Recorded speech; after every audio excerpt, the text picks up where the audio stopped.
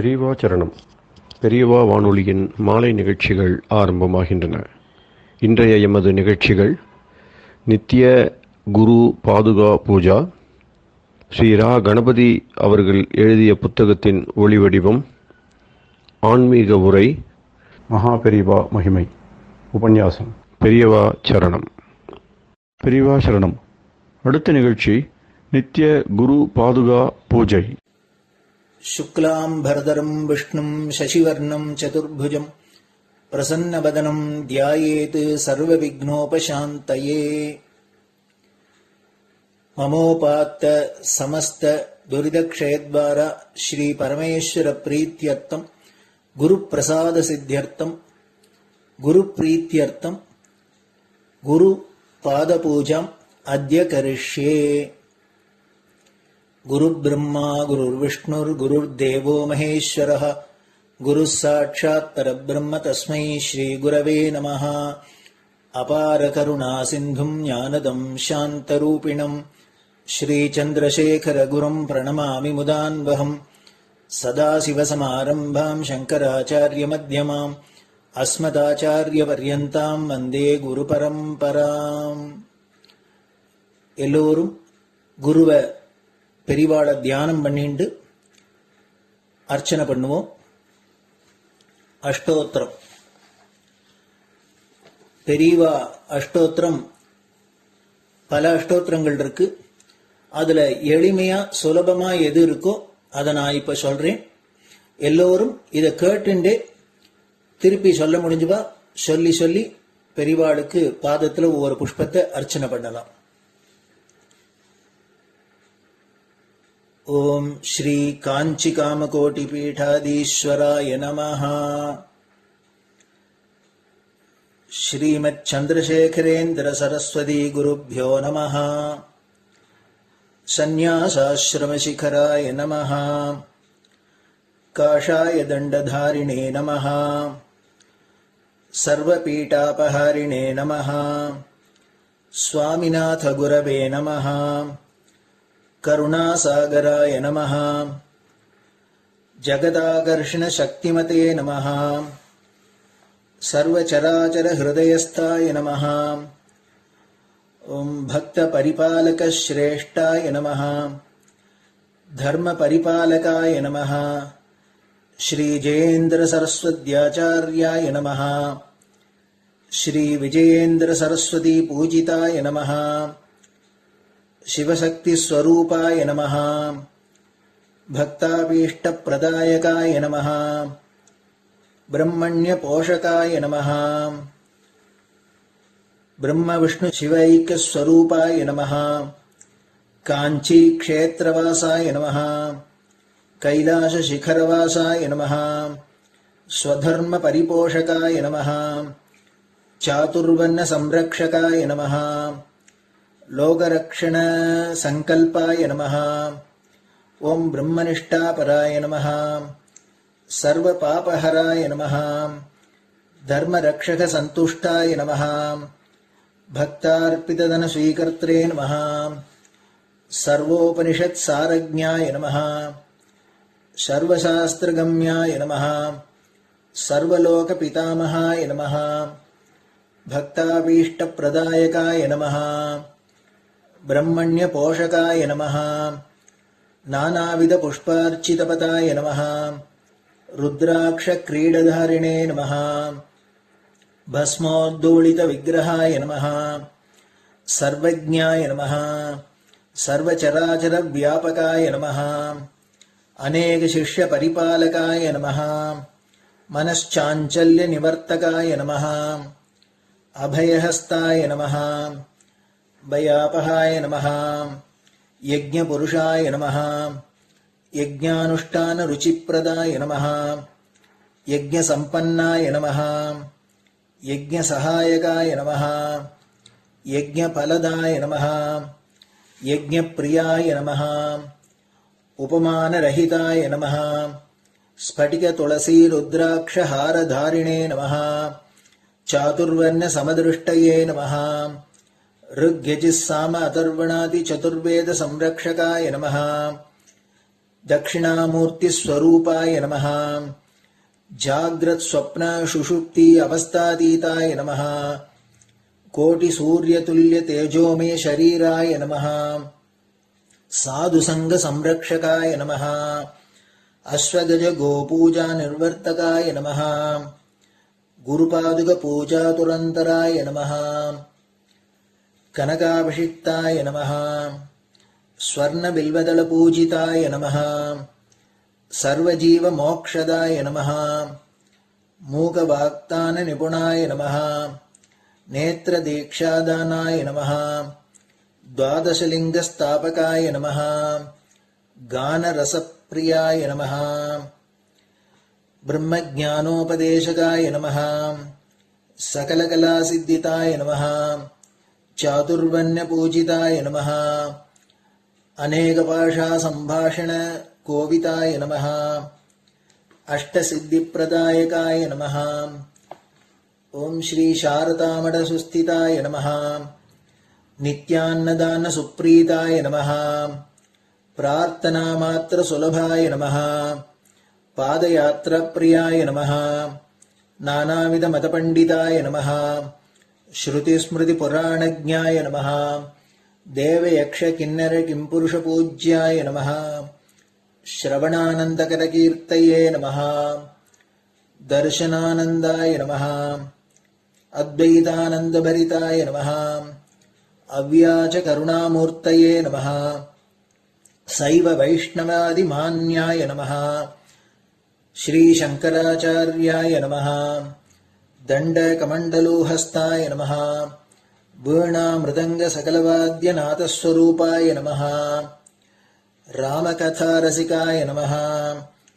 वेद वेदांग आगमादि सकलकला सतस्प्रवर्तकाय नमः हृदय गुहाशयाय नमः शतरुद्रीय वर्णितस्वरूपाय नमः केदारेश्वरनाथाय नमः अविद्यानाशकाय नमः निष्कामकर्मोपदेशकाय नमः लघुभक्तिमार्गोपदेशकाय नमः लिंगस्वरूपाय नमः सालग्राम सूक्ष्मस्वरूपाय नमः कालड्यां शंकरकीर्तिस्तंभ निर्माणकर्त्रे नमः जितेन्द्रियाय नमः शरणागतवत्सलाय नमः श्रीशैलशिखरवासाय नमः डमरुकनाद विनोदाय नमः वृषभारूढाय नमः दुर्मदनाशकाय नमः आभिचारिक दोषहर्त्रे नमः मिताहाराय नमः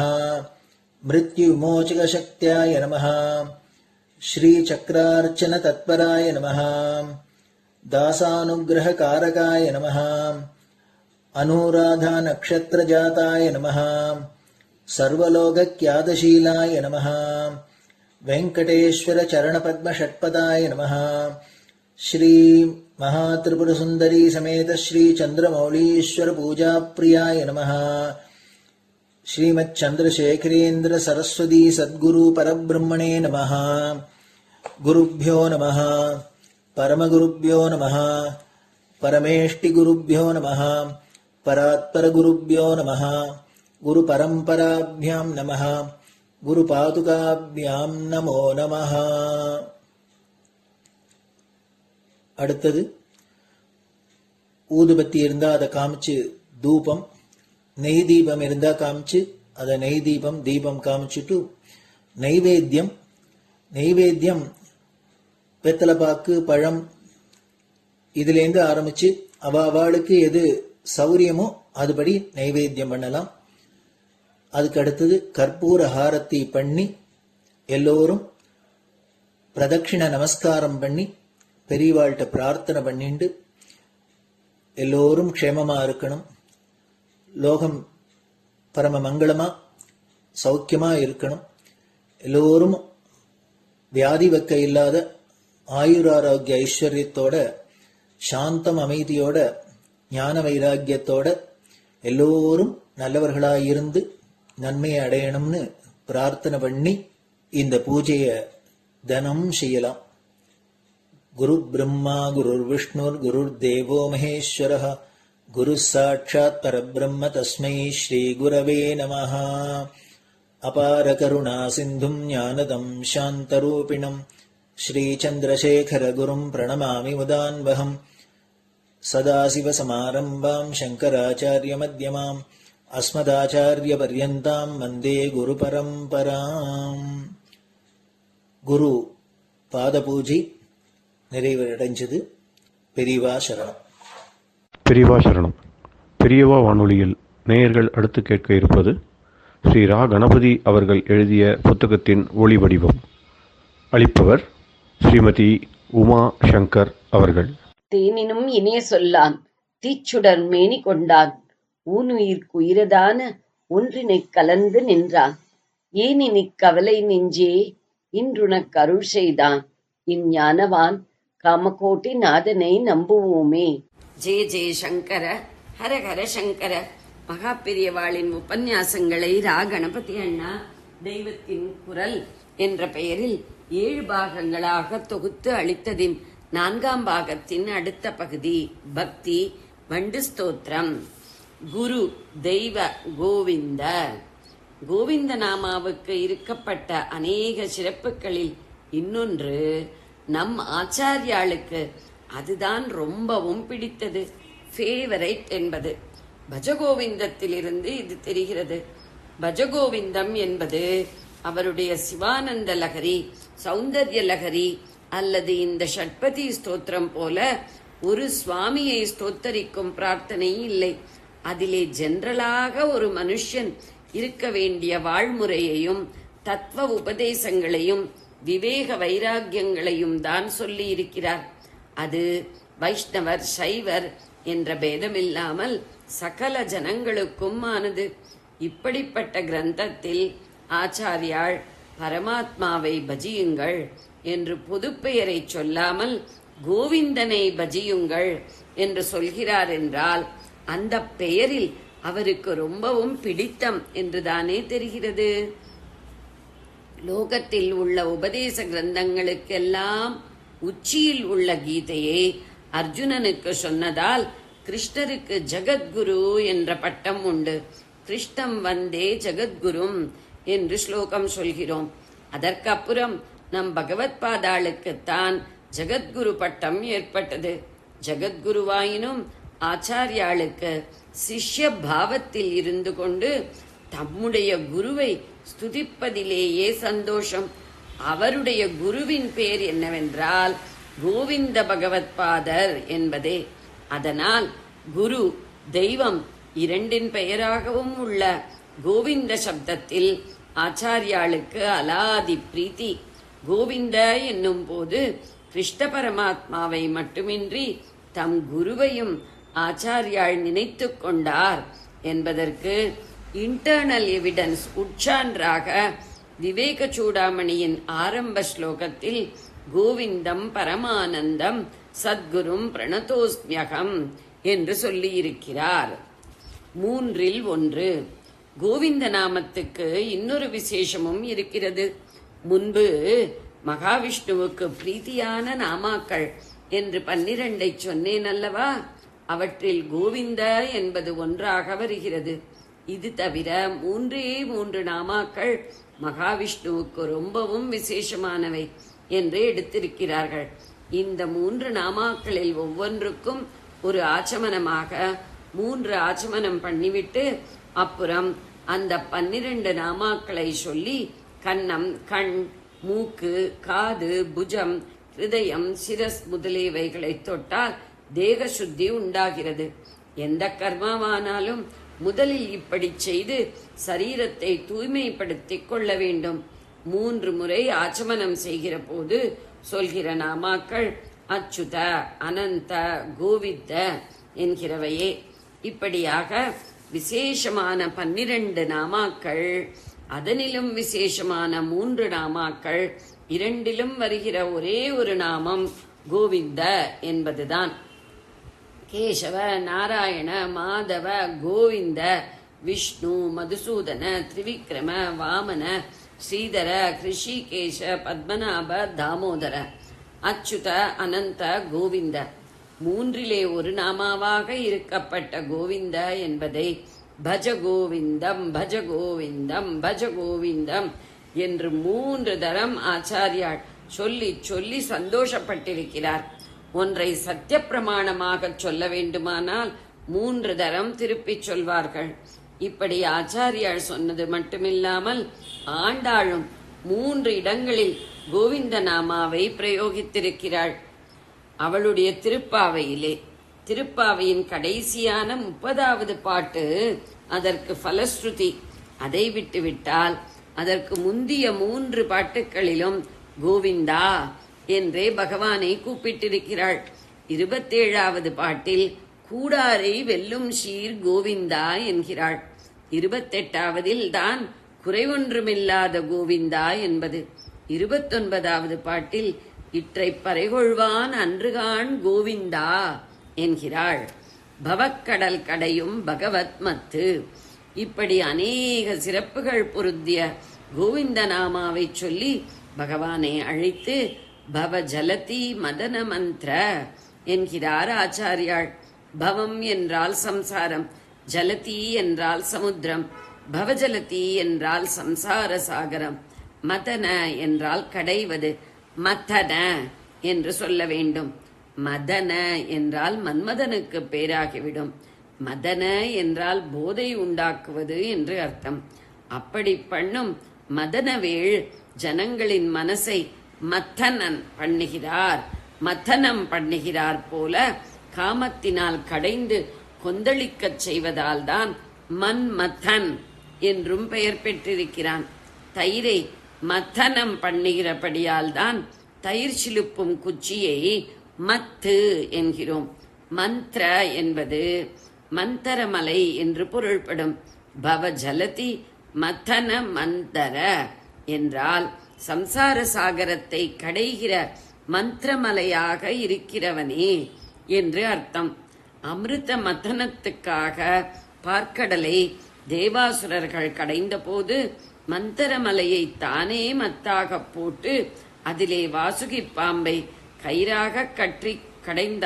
கயிறாக சுற்றி கடைந்தார்கள். அந்த மாதிரி இப்போது நாம் மாட்டிக்கொண்டிருக்கிற இந்த சாவுக்களமான சம்சார சாகரத்தில் இருந்தும் நித்தியத்துவமுள்ள மோட்சமான அமிர்தத்தை பெறுவதற்காக பகவானே மந்திரமலையாக வர வேண்டும் என்று பிரார்த்திக்கிறார். பார்க்கடலை கடைந்த போது மந்திரமலை அலைகளில் நிலை தடுமாறாதபடி மகாவிஷ்ணுதான் ஆமை ரூபத்தை எடுத்துக்கொண்டு அதை தூக்கி தாங்கிக் கொண்டார். அதுவேதான் கூர்மாவதாரம்.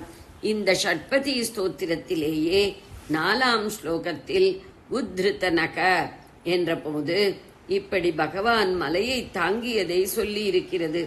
கூர்மாவதாரத்தில் மந்திரமலையை தாங்கினது, கிருஷ்ணாவதாரத்தில் கோவர்தனகிரியை தூக்கினது என்ற 2 சந்தர்ப்பங்களில் பகவான் உத்ருதனகனாக இருந்திருக்கிறான். பார்க்கடலில் மந்திரமலையை தாங்கினவனையே இங்கே பவஜலதி மதன மந்திர என்னும் போது சம்சார சாகரத்தை கடைய உதவுகிற ஒரு மந்திரமலையாக உருவகப்படுத்துகிறார். இங்கே மலையை தாங்குகிறவனாக அன்றி மலையாகவே வர்ணிக்கிறார். இதற்கு அர்த்தம் என்ன? சம்சார சாகரத்திலிருந்து கடத்துவிக்கிறான் என்று வழக்கமாய் சொல்வது போல் சொல்லாமல் சம்சார சாகரத்தை கடைகிற மத்தாக இருக்கிறான் என்று ஏன் சொல்ல வேண்டும்? பார்க்கடலை கடைந்த போது முதலில் விஷம் வந்தது, அப்புறம்தான் அமிர்தம் வந்தது. கடைந்து கடைந்து முதலில் அதில் இருக்கிற கெட்டதை எல்லாம் விஷரூபத்தில் திரட்டி வெளிப்படுத்திய அப்புறம்தான் நல்லதான அமிர்தம் வந்தது. நம்முடைய வாழ்க்கையையும் சம்சாரத்தையும் இப்படி கடைய வேண்டும். தன்னாலே அது அலையடித்துக் கொண்டிருப்பதுதான். காம குரோதாதிகளான பல சலனங்களால் அது அலைவீசிக் கொண்டிருக்கிறது. ஆனால் அதற்குள்ளேயே ஈஸ்வர தத்துவமும் அமிர்தம் போல் இருக்கத்தான் செய்கிறது. இந்த சம்சாரக் கடலை நன்றாக கடைந்து காம குரோதாதிகள் விஷமாக திரண்டு வெளியே போகும்படி செய்துவிட்டால் அப்புறம் திவ்ய அனுபவம், ஈஸ்வர சாட்சா்காரம் என்கிற அமிர்தம் வந்துவிடும். முதலில் கெட்டதையெல்லாம் திரட்ட வேண்டும். எதற்காக என்றால் வைத்துக்கொண்டு அனுபவிப்பதற்காக அல்ல, வெளியிலே துரத்துவதற்காகத்தான். குப்பையை எல்லாம் ஒரு இடமாக பெருக்கி திரட்டி வெளியிலே கொட்டுவது போல. அப்படி வெளியிலே துரத்துகிறவரை கெட்டதுகள் இருக்கத்தான் செய்யும். துரத்துகிற வரை கெட்டதுகள் இருக்கத்தான் செய்யும். அவற்றை பகவானே மத்தாக வந்து ஒன்றாக சேர்த்து ஒரு இடத்தில் கான்சென்ட்ரேட் செய்து திரட்டி கொடுக்கிறான். பூஜை, க்ஷேத்ராடனம், ஸ்தோத்திரம் படிப்பது, ஜபம், தியானம் என்கிற சாதனையெல்லாம் பகவானின் அனுக்கிரக ஸ்வரூபம்தான். இப்படிப்பட்ட சாதனைகளால் வாழ்க்கை கடலை கடந்து முதலில் விஷத்தை திரட்ட வேண்டும். பிறகு அதை வெளியே அனுப்பிவிட வேண்டும். அப்புறம் அமிர்தத்தை அடைய வேண்டும். ஆக கூடி எடுத்தவுடன் அமிர்தம் வேண்டும் என்றால் முடியாது. விஷத்தை அனுபவித்து தீர்த்த பின்தான் அமிர்தம் வரும். வாழ்க்கையில் கெட்டது, கஷ்டம், காம, குரோதம் எல்லாம் இருந்துதான் ஆக வேண்டும். போக போக இதையெல்லாம் விலக்கிவிட்டு ஒரே நல்லதாக பேரின்பமாக ஆக வேண்டும். கெட்டதுகள் இருக்கின்றனவே என்று நாம் ஓயாமல் அழுது கொண்டும் பயந்து கொண்டும் நம்பிக்கை இழந்து கொண்டும் இருக்க வேண்டாம் என்று ஆறுதலாக தெம்பு ஊட்டுகிற விதத்தில் பவ ஜலதி மதன மந்திர என்று ஆச்சாரியால் சொல்கிறார். மத்து போட்டு கடைகிற போது எத்தனை கொந்தளிப்பு, எத்தனை பாடுபட வேண்டியிருக்கிறது. அம்மாதிரி நம் பூர்வ கர்மா, பழைய வாசனைகள் தீருவதற்கும் வாழ்க்கையை கடைகிற கடையலில் முத்துப்பட வேண்டும். இப்படி பல சோதனைகளில், பரீட்சைகளில் தேறின பிறகுதான் விமோச்சனம் கிடைக்கும். அப்புறம் விமோச்சனம் கிடைப்பதற்காகவே இப்போது சாட்சாத் பகவான் தான் இத்தனை கொந்தளிப்பை உண்டாக்குகிறான் என்று தெரிந்துவிட்டதானால் நம்முடைய பயம், அழுகை, நம்பிக்கை தளர்ச்சி எல்லாம் போய்விடும். மத்வாச்சாரியார் உடுப்பியிலே பிரதிஷ்டை பண்ணிய கிருஷ்ணன் கையில் மத்து இருக்கிறது. பகவானே மந்திரமலை என்ற மத்தாக வந்து சம்சார சாகரத்தை கடைகிறான் என்று சங்கராச்சாரியார் சொல்கிறார். மத்தை கயிற்றால் சுற்றுகிற மாதிரி பகவானையே சுற்றி கட்டி போட்டிருந்த போதுதான் அவன் தாமோதரனானது. மத்தை போட்டு யசோதை தயிர் கடைந்து கொண்டிருந்த போது அவளிடம் பாலகிருஷ்ணன் பால் குடித்துக் கொண்டிருந்தான். அடுப்பிலே பால் பொங்கி வந்தது. அதனால் குழந்தைக்கு பால் கொடுப்பதை விட்டுவிட்டு அவள் எழுந்திருந்தாள். அதிலே ஏற்பட்ட ஆத்திரத்தில்தான் சுவாமி தயிர் சட்டியை உடைத்து உரிவெண்ணையை எடுத்து குரங்குகளுக்கு உபச்சாரம் பண்ணி முடிவிலே யசோதை கட்டி போட தாமோதரனாக ஆனது. தாமோதர என்ற ஸ்லோகத்தை ஆரம்பித்து அப்புறம் அவனையே மத்தாகச் சொல்வதில் இந்த ஸ்தோத்திரம் பூராவும் ஒன்றிலிருந்து ஒன்றாக அபிப்பிராயங்கள் கிளைவிட்டு கொண்டு போகிற அழகில் இன்னொன்றை பார்க்கிறோம். சம்சார சாகரத்தை கடையும் போது முதலில் ஏன் விஷம் வர வேண்டும், லோக வாழ்க்கையில் ஏன் கஷ்டம் இருக்க வேண்டும், கெட்டது இருக்க வேண்டும் என்றால் அதுதான் பகவானுடைய விளையாட்டு. இயற்கை நியதியிலேயே இப்படித்தான் வைத்திருக்கிறார். காய் கசக்கத்தான் வேண்டும், அப்புறம் கசப்பு காயே துவர்ப்பாக வேண்டும், அதற்கப்புறம் துவர்ப்பு புளிப்பாக வேண்டும், கடைசியில் தான் புளிப்பு தித்திப்பாக வேண்டும் என்று வைத்திருக்கிறார். அப்படியே நம்முடைய காமம், குரோதம் முதலிய கசப்பு எல்லாம் படிப்படியாகத்தான் துவர்த்து புளித்து அப்புறம் பிரசாந்த மதுரமாக வேண்டும். ஆனதால் நமக்கு இந்த தோஷங்கள் இருக்கிறதே என்று அழ வேண்டாம். பகவானை நினைத்து கொண்டு பக்தியோடு இருந்து கொண்டு கர்மானுஷ்டானங்களை பண்ணிக்கொண்டு ஜனங்களுக்கு நம்மாலான தொண்டை செய்து கொண்டு இருந்தால் தன்னால் காலக்கிரமத்தில் இந்த தோஷமெல்லாம் போய் பழுத்த பழமாக அன்பு என்கிற ஒரே மதுரமயமாக ஆகிவிடுவோம். இம்மாதிரி பக்தி, கர்மானுஷ்டானம், சேவை, தியானம் முதலியவை இல்லாவிட்டால் கசப்பு மாறவே மாறாது. இப்போது இத்தனை தோஷங்களோடு இருக்கிற மாதிரியே மனம் போனபடி இருந்து கொண்டு எப்போதும் கசப்பாக இருப்பதும் சரியில்லை. தோஷம் இருக்கிறதே என்று ஓயாமல் அழுது கொண்டிருப்பதும் சரியில்லை. செய்ய வேண்டிய கர்மாக்களை பண்ணிக்கொண்டே போனோமானால் கசப்பு எல்லாம் மாற வேண்டிய போது மாறும், மதுரமயமாய்விடும். ஜெய ஜெய சங்கர, ஹர ஹர சங்கர. பெரியவா சரணம். இந்நிகழ்ச்சியின் அடுத்த பகுதி நாளை மாலை இதே நேரத்தில் ஒளிபரப்பாகும். பெரியவா சரணம். பெரியவா சரணம். பெரியவா வானொலியில் நேயர்கள் அடுத்து கேட்க இருப்பது திரு கவிக்கண்ணன் அவர்களின் ஆன்மீக உரை. பெரியவா சரணம். ராம் ராம். ஸ்ரீ குருப்யோ நமஹ. ஜெய ஜெய சங்கர, ஹர ஹர சங்கர. பெரியவா வானொலி நேயர்கள் அனைவருக்கும், மகா பெரியவாவுடைய பக்தர்கள் அனைவருக்கும் அடியேன் கவிக்கண்ணனின் அன்பு கலந்த நல்வாழ்த்துக்கள். முதல்ல இந்த அனுபூதி என்கக்கூடிய சொல் மாலையானது சிறப்பாக இருக்க வேண்டும் அப்படின்னு சொல்லி விநாயக பெருமான ஸ்தோத்திரம் பண்ணி அவருடைய அருளை வேண்டி முதல் பாடல் ஆரம்பிச்சு. அதுக்கு அடுத்த பாட்டல்ல அந்த முருகப்பெருமானுடைய அழகான மயிலையும் சேவலையும் வேலையும் இன்றும் பாடக்கூடிய அருள் தனக்கு வேண்டும் அப்படின்னு சொல்லிட்டு முருகப்பெருமான அருணகிரிநாதர் கேட்டிருந்தாருன்றதை பார்த்தோம்.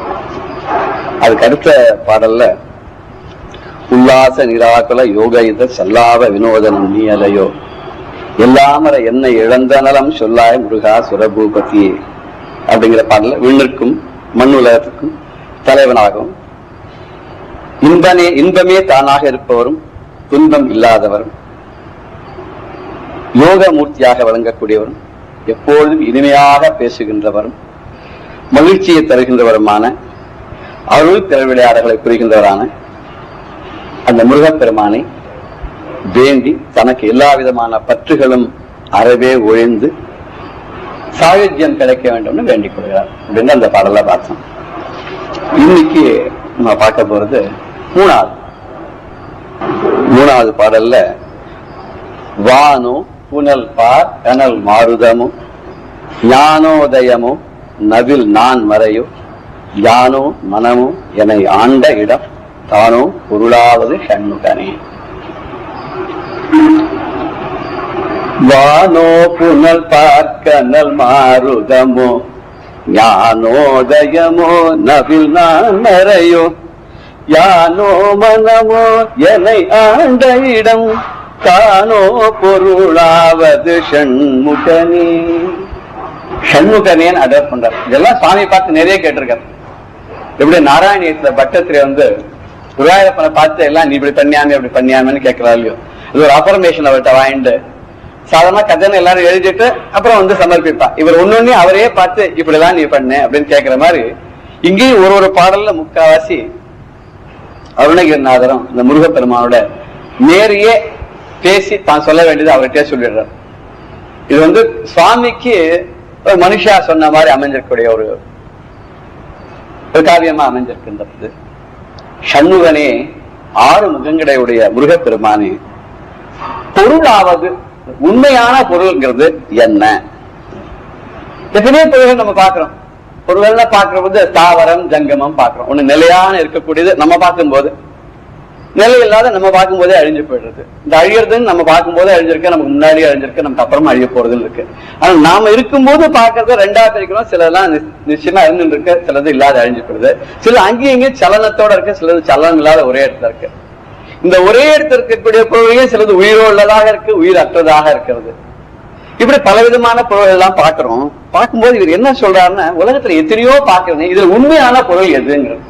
ஆனா அவர் எதுவுமே நிலை இல்லைங்கிற எண்ணம் வந்துடுது. எதுவும் நிலை இல்லைங்கிறதான் தனக்கு நிலையான ஒரு பதம் வேணும்னு முதல் பாடல கேட்டார். எதுவுமே நிலை இல்லைன்னா நிலை என்னது அப்படின்னு ஒன்னொன்னா பார்த்து ஒரு எலிமினேஷன் ப்ராசஸ் மாதிரி கேட்டுட்டே வர தான் பார்க்கறதெல்லாம். இவன் முன்னாடியே பார்த்த மாதிரி இவ பெரிய மகான்கள்லாம் பண்ணிருக்கக்கூடிய பல இந்த மாதிரி காரியங்களுக்கெல்லாம் வரும்போது சாதாரணமா ஒரு வேற இந்த மாதிரி ஒரு பக்தி பூர்வமான அர்த்தங்களே நம்ம பார்த்துன்னு போக முடியுது. அதே ரொம்ப பெரிய விற்பனர்களா இருக்கக்கூடிய சான்றோர்கள்லாம் அத வேதாந்த பரமாவும் அதுக்கு அர்த்தம் சொல்லி நமக்கு அதை புரிய வைக்கிறான். இங்க நம்ம பக்தி பரமா தான் பார்த்துன்னு போறோம் அப்படிங்கிறத வரைச்ச அந்த பஞ்சபூதங்களை முதல்ல எடுத்துக்கிறாரு. ஏன்னா கண்ணு தெரிஞ்சது அதுதான் இருக்கு. உலகத்துல எல்லாமே இந்த பஞ்சபூதங்கள் அடங்கினதுன்னு சொல்றோம். இந்த சிருஷ்டி எல்லாமே அதை மேற்கொண்டுதான் வச்சிருக்கேன்னு சொல்றோம். உடம்புல இந்த பஞ்சபூதங்களும் அப்படியே இருக்குன்னு சொல்றோம்.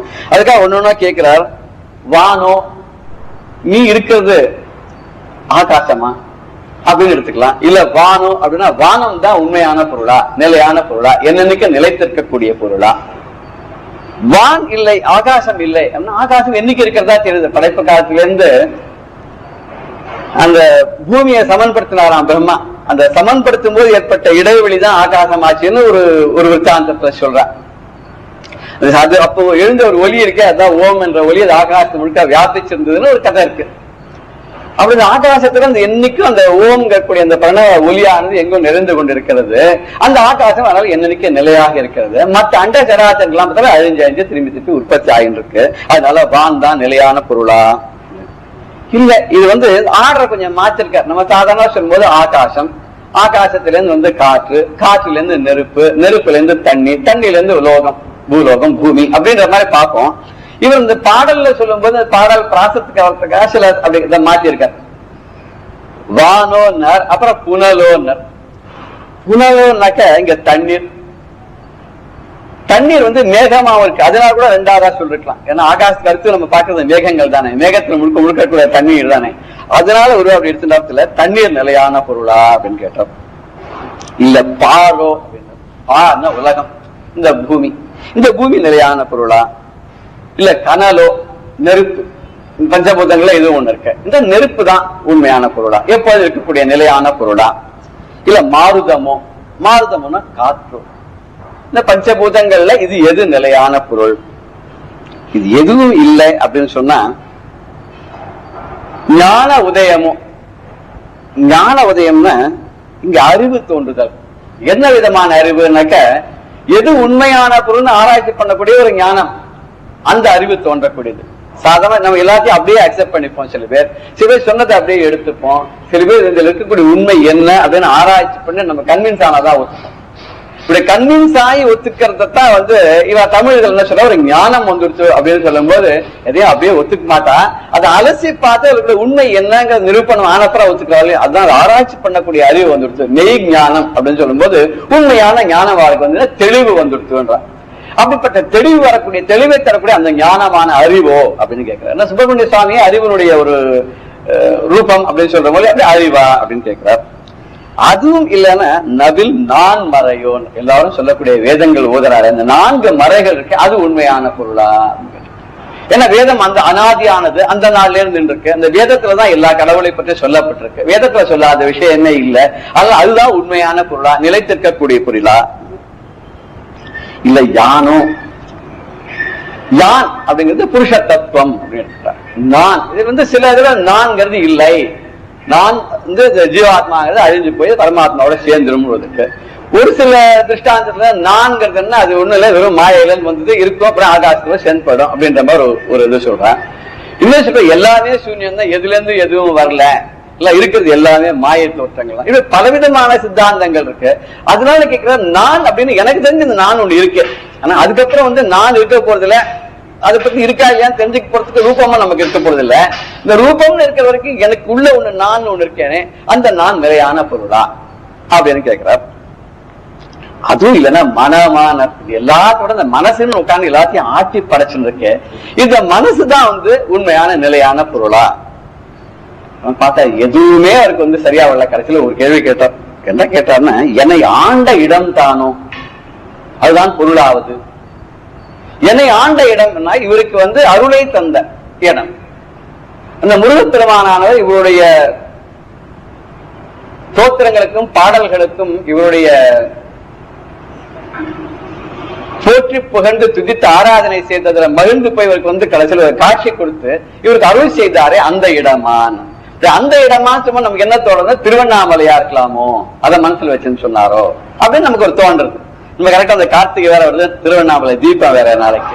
அந்த திருவண்ணாமலை தான் கடைசியில சுவாமி இந்த ஒரு தூண்ல இருந்து வெளியில வந்தார். முருகப்பெருமானவர் அந்த தூண்ல இருந்து வெளியில இவருக்கு கருணை புரிந்தார், இவரை ஆட்கொண்டார் அப்படின்னு நம்ம சொல்றோம். அதனால என்னை ஆண்ட இடமானது திருவண்ணாமலை இருக்கக்கூடிய அந்த முருகப்பெருமானுடைய அந்த அந்த சன்னிதானமோ இதுதான் மெய்ப்பொருளோ அப்படின்னு நம்ம வேற இந்த வாரியா பார்க்கும்போது இப்படி படுறது. ஆனா இதே இன்னொரு பாடல்ல வரும்போது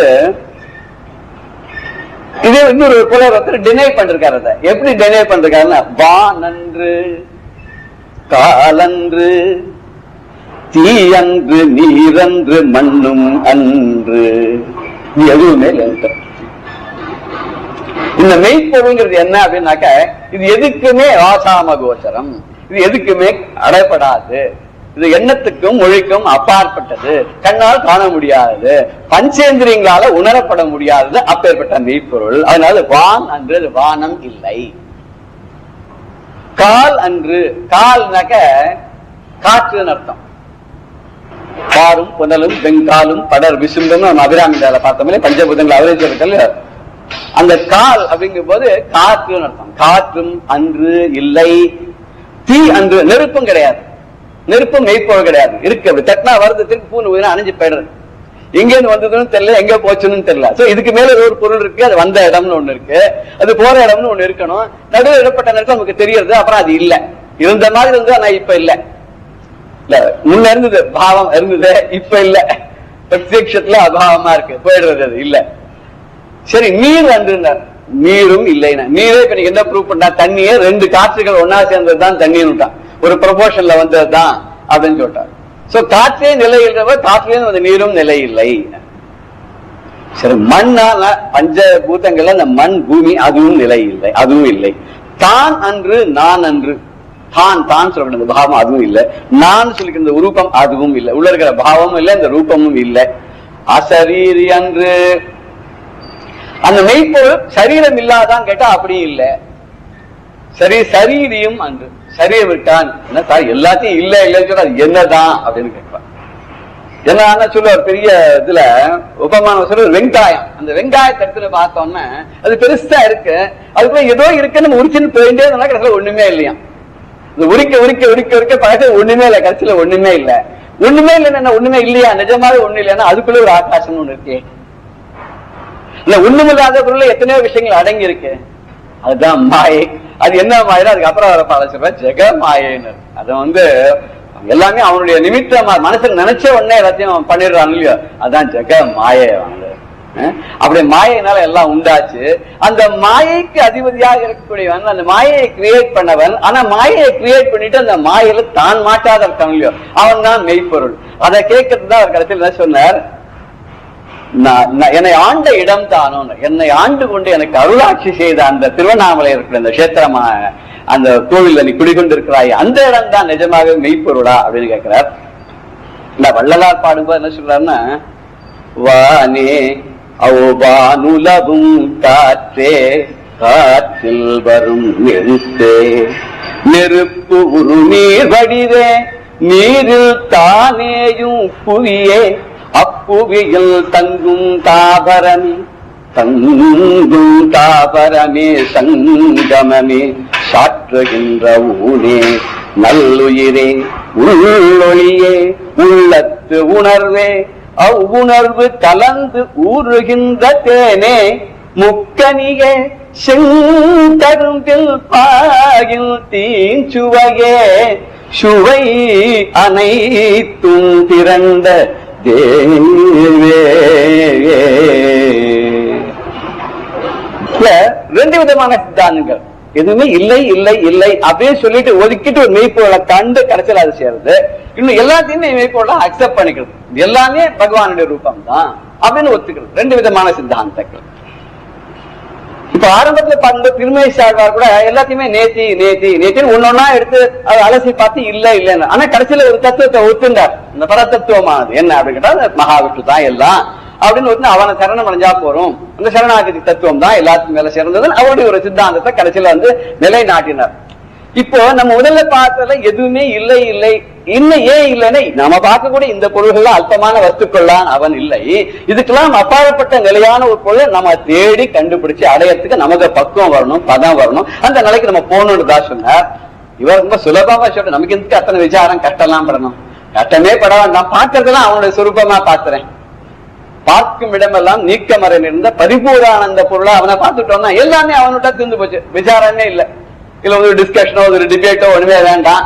சுவாமியா ஒத்துண்டாச்சு. கொஞ்சமா முதல்ல ரூபத்துல இருந்து அவன் உருவமும் அருவமும் ஆனவன். அவன் அது முதல்ல உருவத்தோட வழிபாடு பண்ணுவோம். அப்புறம் கொஞ்சமா போய் அது எல்லாம் இதெல்லாம் தாண்டி இதுக்கு மேல அப்படின்னு ஒரு ரியலைசேஷன் வரும்போது அப்படி ரொம்ப சுலபமா போயிடுவேன். படிப்படியா போலாமே, தாண்டி போக வேண்டாம். இவர் சுத்த ஒரு பக்தி மார்க்கத்தை நமக்கு சொல்லியிருக்கார். ஆனா கடைசியில இவரும் சன்மார்க்கன்னு பின்னாடி அவரும் எல்லா சாமியும் பாடிக்கிடி முடிச்சுட்டு கடைசியில என்ன பண்ணார், சுடர் ஜோதின்னு அவர் அங்கே போயிட்டார். கடைசியில ஒரு சுடருக்குள்ளே பகவானை பார்த்தார். இன்னைக்கு அணையாத ஜோதியாக வள்ளலார் ராமலிங்க சுவாமிகளுக்காக அந்த கோவில்ல இன்னைக்கு வழிபாடு அந்த ஜோதியை தான் கும்பிடுறார். ஆனா அவர் எல்லா சாமியும் பாடிருக்கார். அவர் பாடாதவர் முருகனை பாடிருக்கார், அம்பாளை பாடிருக்கார், சிவனை பாடிருக்கார், நாராயண பாடிருக்கார், திரு அருள் சொல்லி அவ்வளவு அழகா ஒருத்தனை பாடிருக்கார். அவர் சொல்லும்போது வானே அவன் தான் ஆகாசம், வான் உலவும் காற்று. ஆகாசத்துல உலகக்கூடிய காற்று இருக்கு, எங்கேயும் ஆகாசத்துல போயிட்டு இருக்கு. அதுவும் பூமி கொஞ்சம் மேலதான் நின்று இருக்குது, பூமியில ஒட்டி இல்லவே இல்லை. ஏன்னா எல்லாத்தோட எளிதான ஒரு லேசான பொருள் அது மேல அப்படி போயிட்டு இருக்கு. அதுல இந்த ஆகாசத்துல உலகக்கூடிய காற்றும் அவன் தான். காற்றில் வரும் நெருப்பு, நெருப்பு காற்றுல தான் வரும். காற்று இல்லாத நெருப்புக்கு எக்ஸிஸ்டன்ஸ் கிடையாது. அதனால அந்த காற்றில் வரும் நெருப்பு அவன் தான். நெருப்பு உரு நீர் வடிவேன், நெருப்புல இருந்தா நீர் வந்ததுங்கிறார். அந்த உருவான நீரும் அவன் தான். நீரில் தானேயும் புவியேன், அந்த நீரிலிருந்து தோன்றியதாக பூலோகம். அதுக்கு ஒரு சித்தாந்தம் என்ன சொல்றான்னாக்க, பிரம்மாவை மகாவிஷ்ணு படைச்சுட்டாராம்.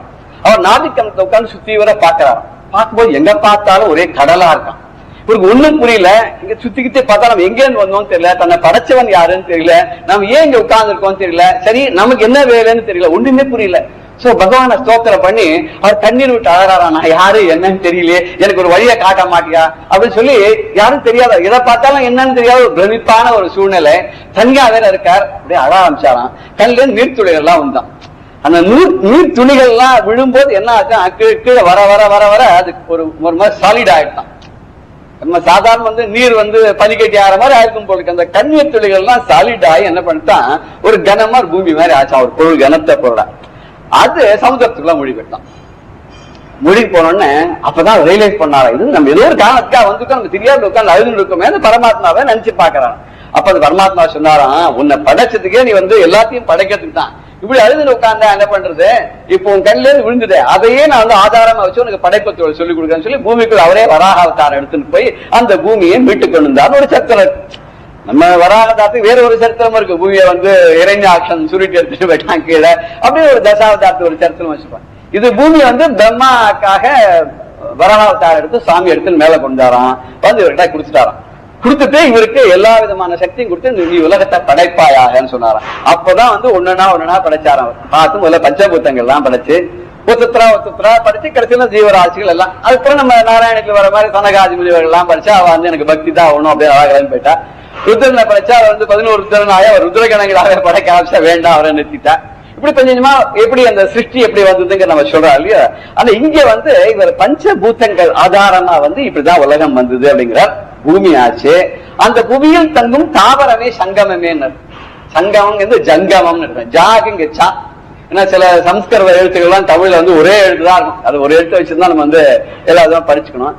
தாவரம் என்ன, தாவரம் ஜங்கமம், ஒரே இடத்துல நிலையா இருக்கிறது, அங்கங்க போகுது. உயிரினங்கள்லயே பலது அங்கெங்கே ஓடின்னு இருக்கு. இல்லாத ஒரே இடத்துல இருக்கக்கூடிய மரம் செடி கொடிகள் இருக்கு. உயிரே இல்லாத ஒரே இடத்துல ஜடமா இருக்கக்கூடிய கல்கள் அந்த மாதிரிலாம் சில பொருள்கள் இருக்கு இல்லையா, அதெல்லாம் உலோகங்கள் எல்லாம். இப்படி சாற்றுகின்ற ஊனே இந்த உடம்பு. ஊன்னா உடம்பு. இந்த உடம்பு எலும்பாலையும் சதையாலையும் தோலாலையும் உள்ள அத்தனையும் பண்ணிருக்காரு இல்லையா.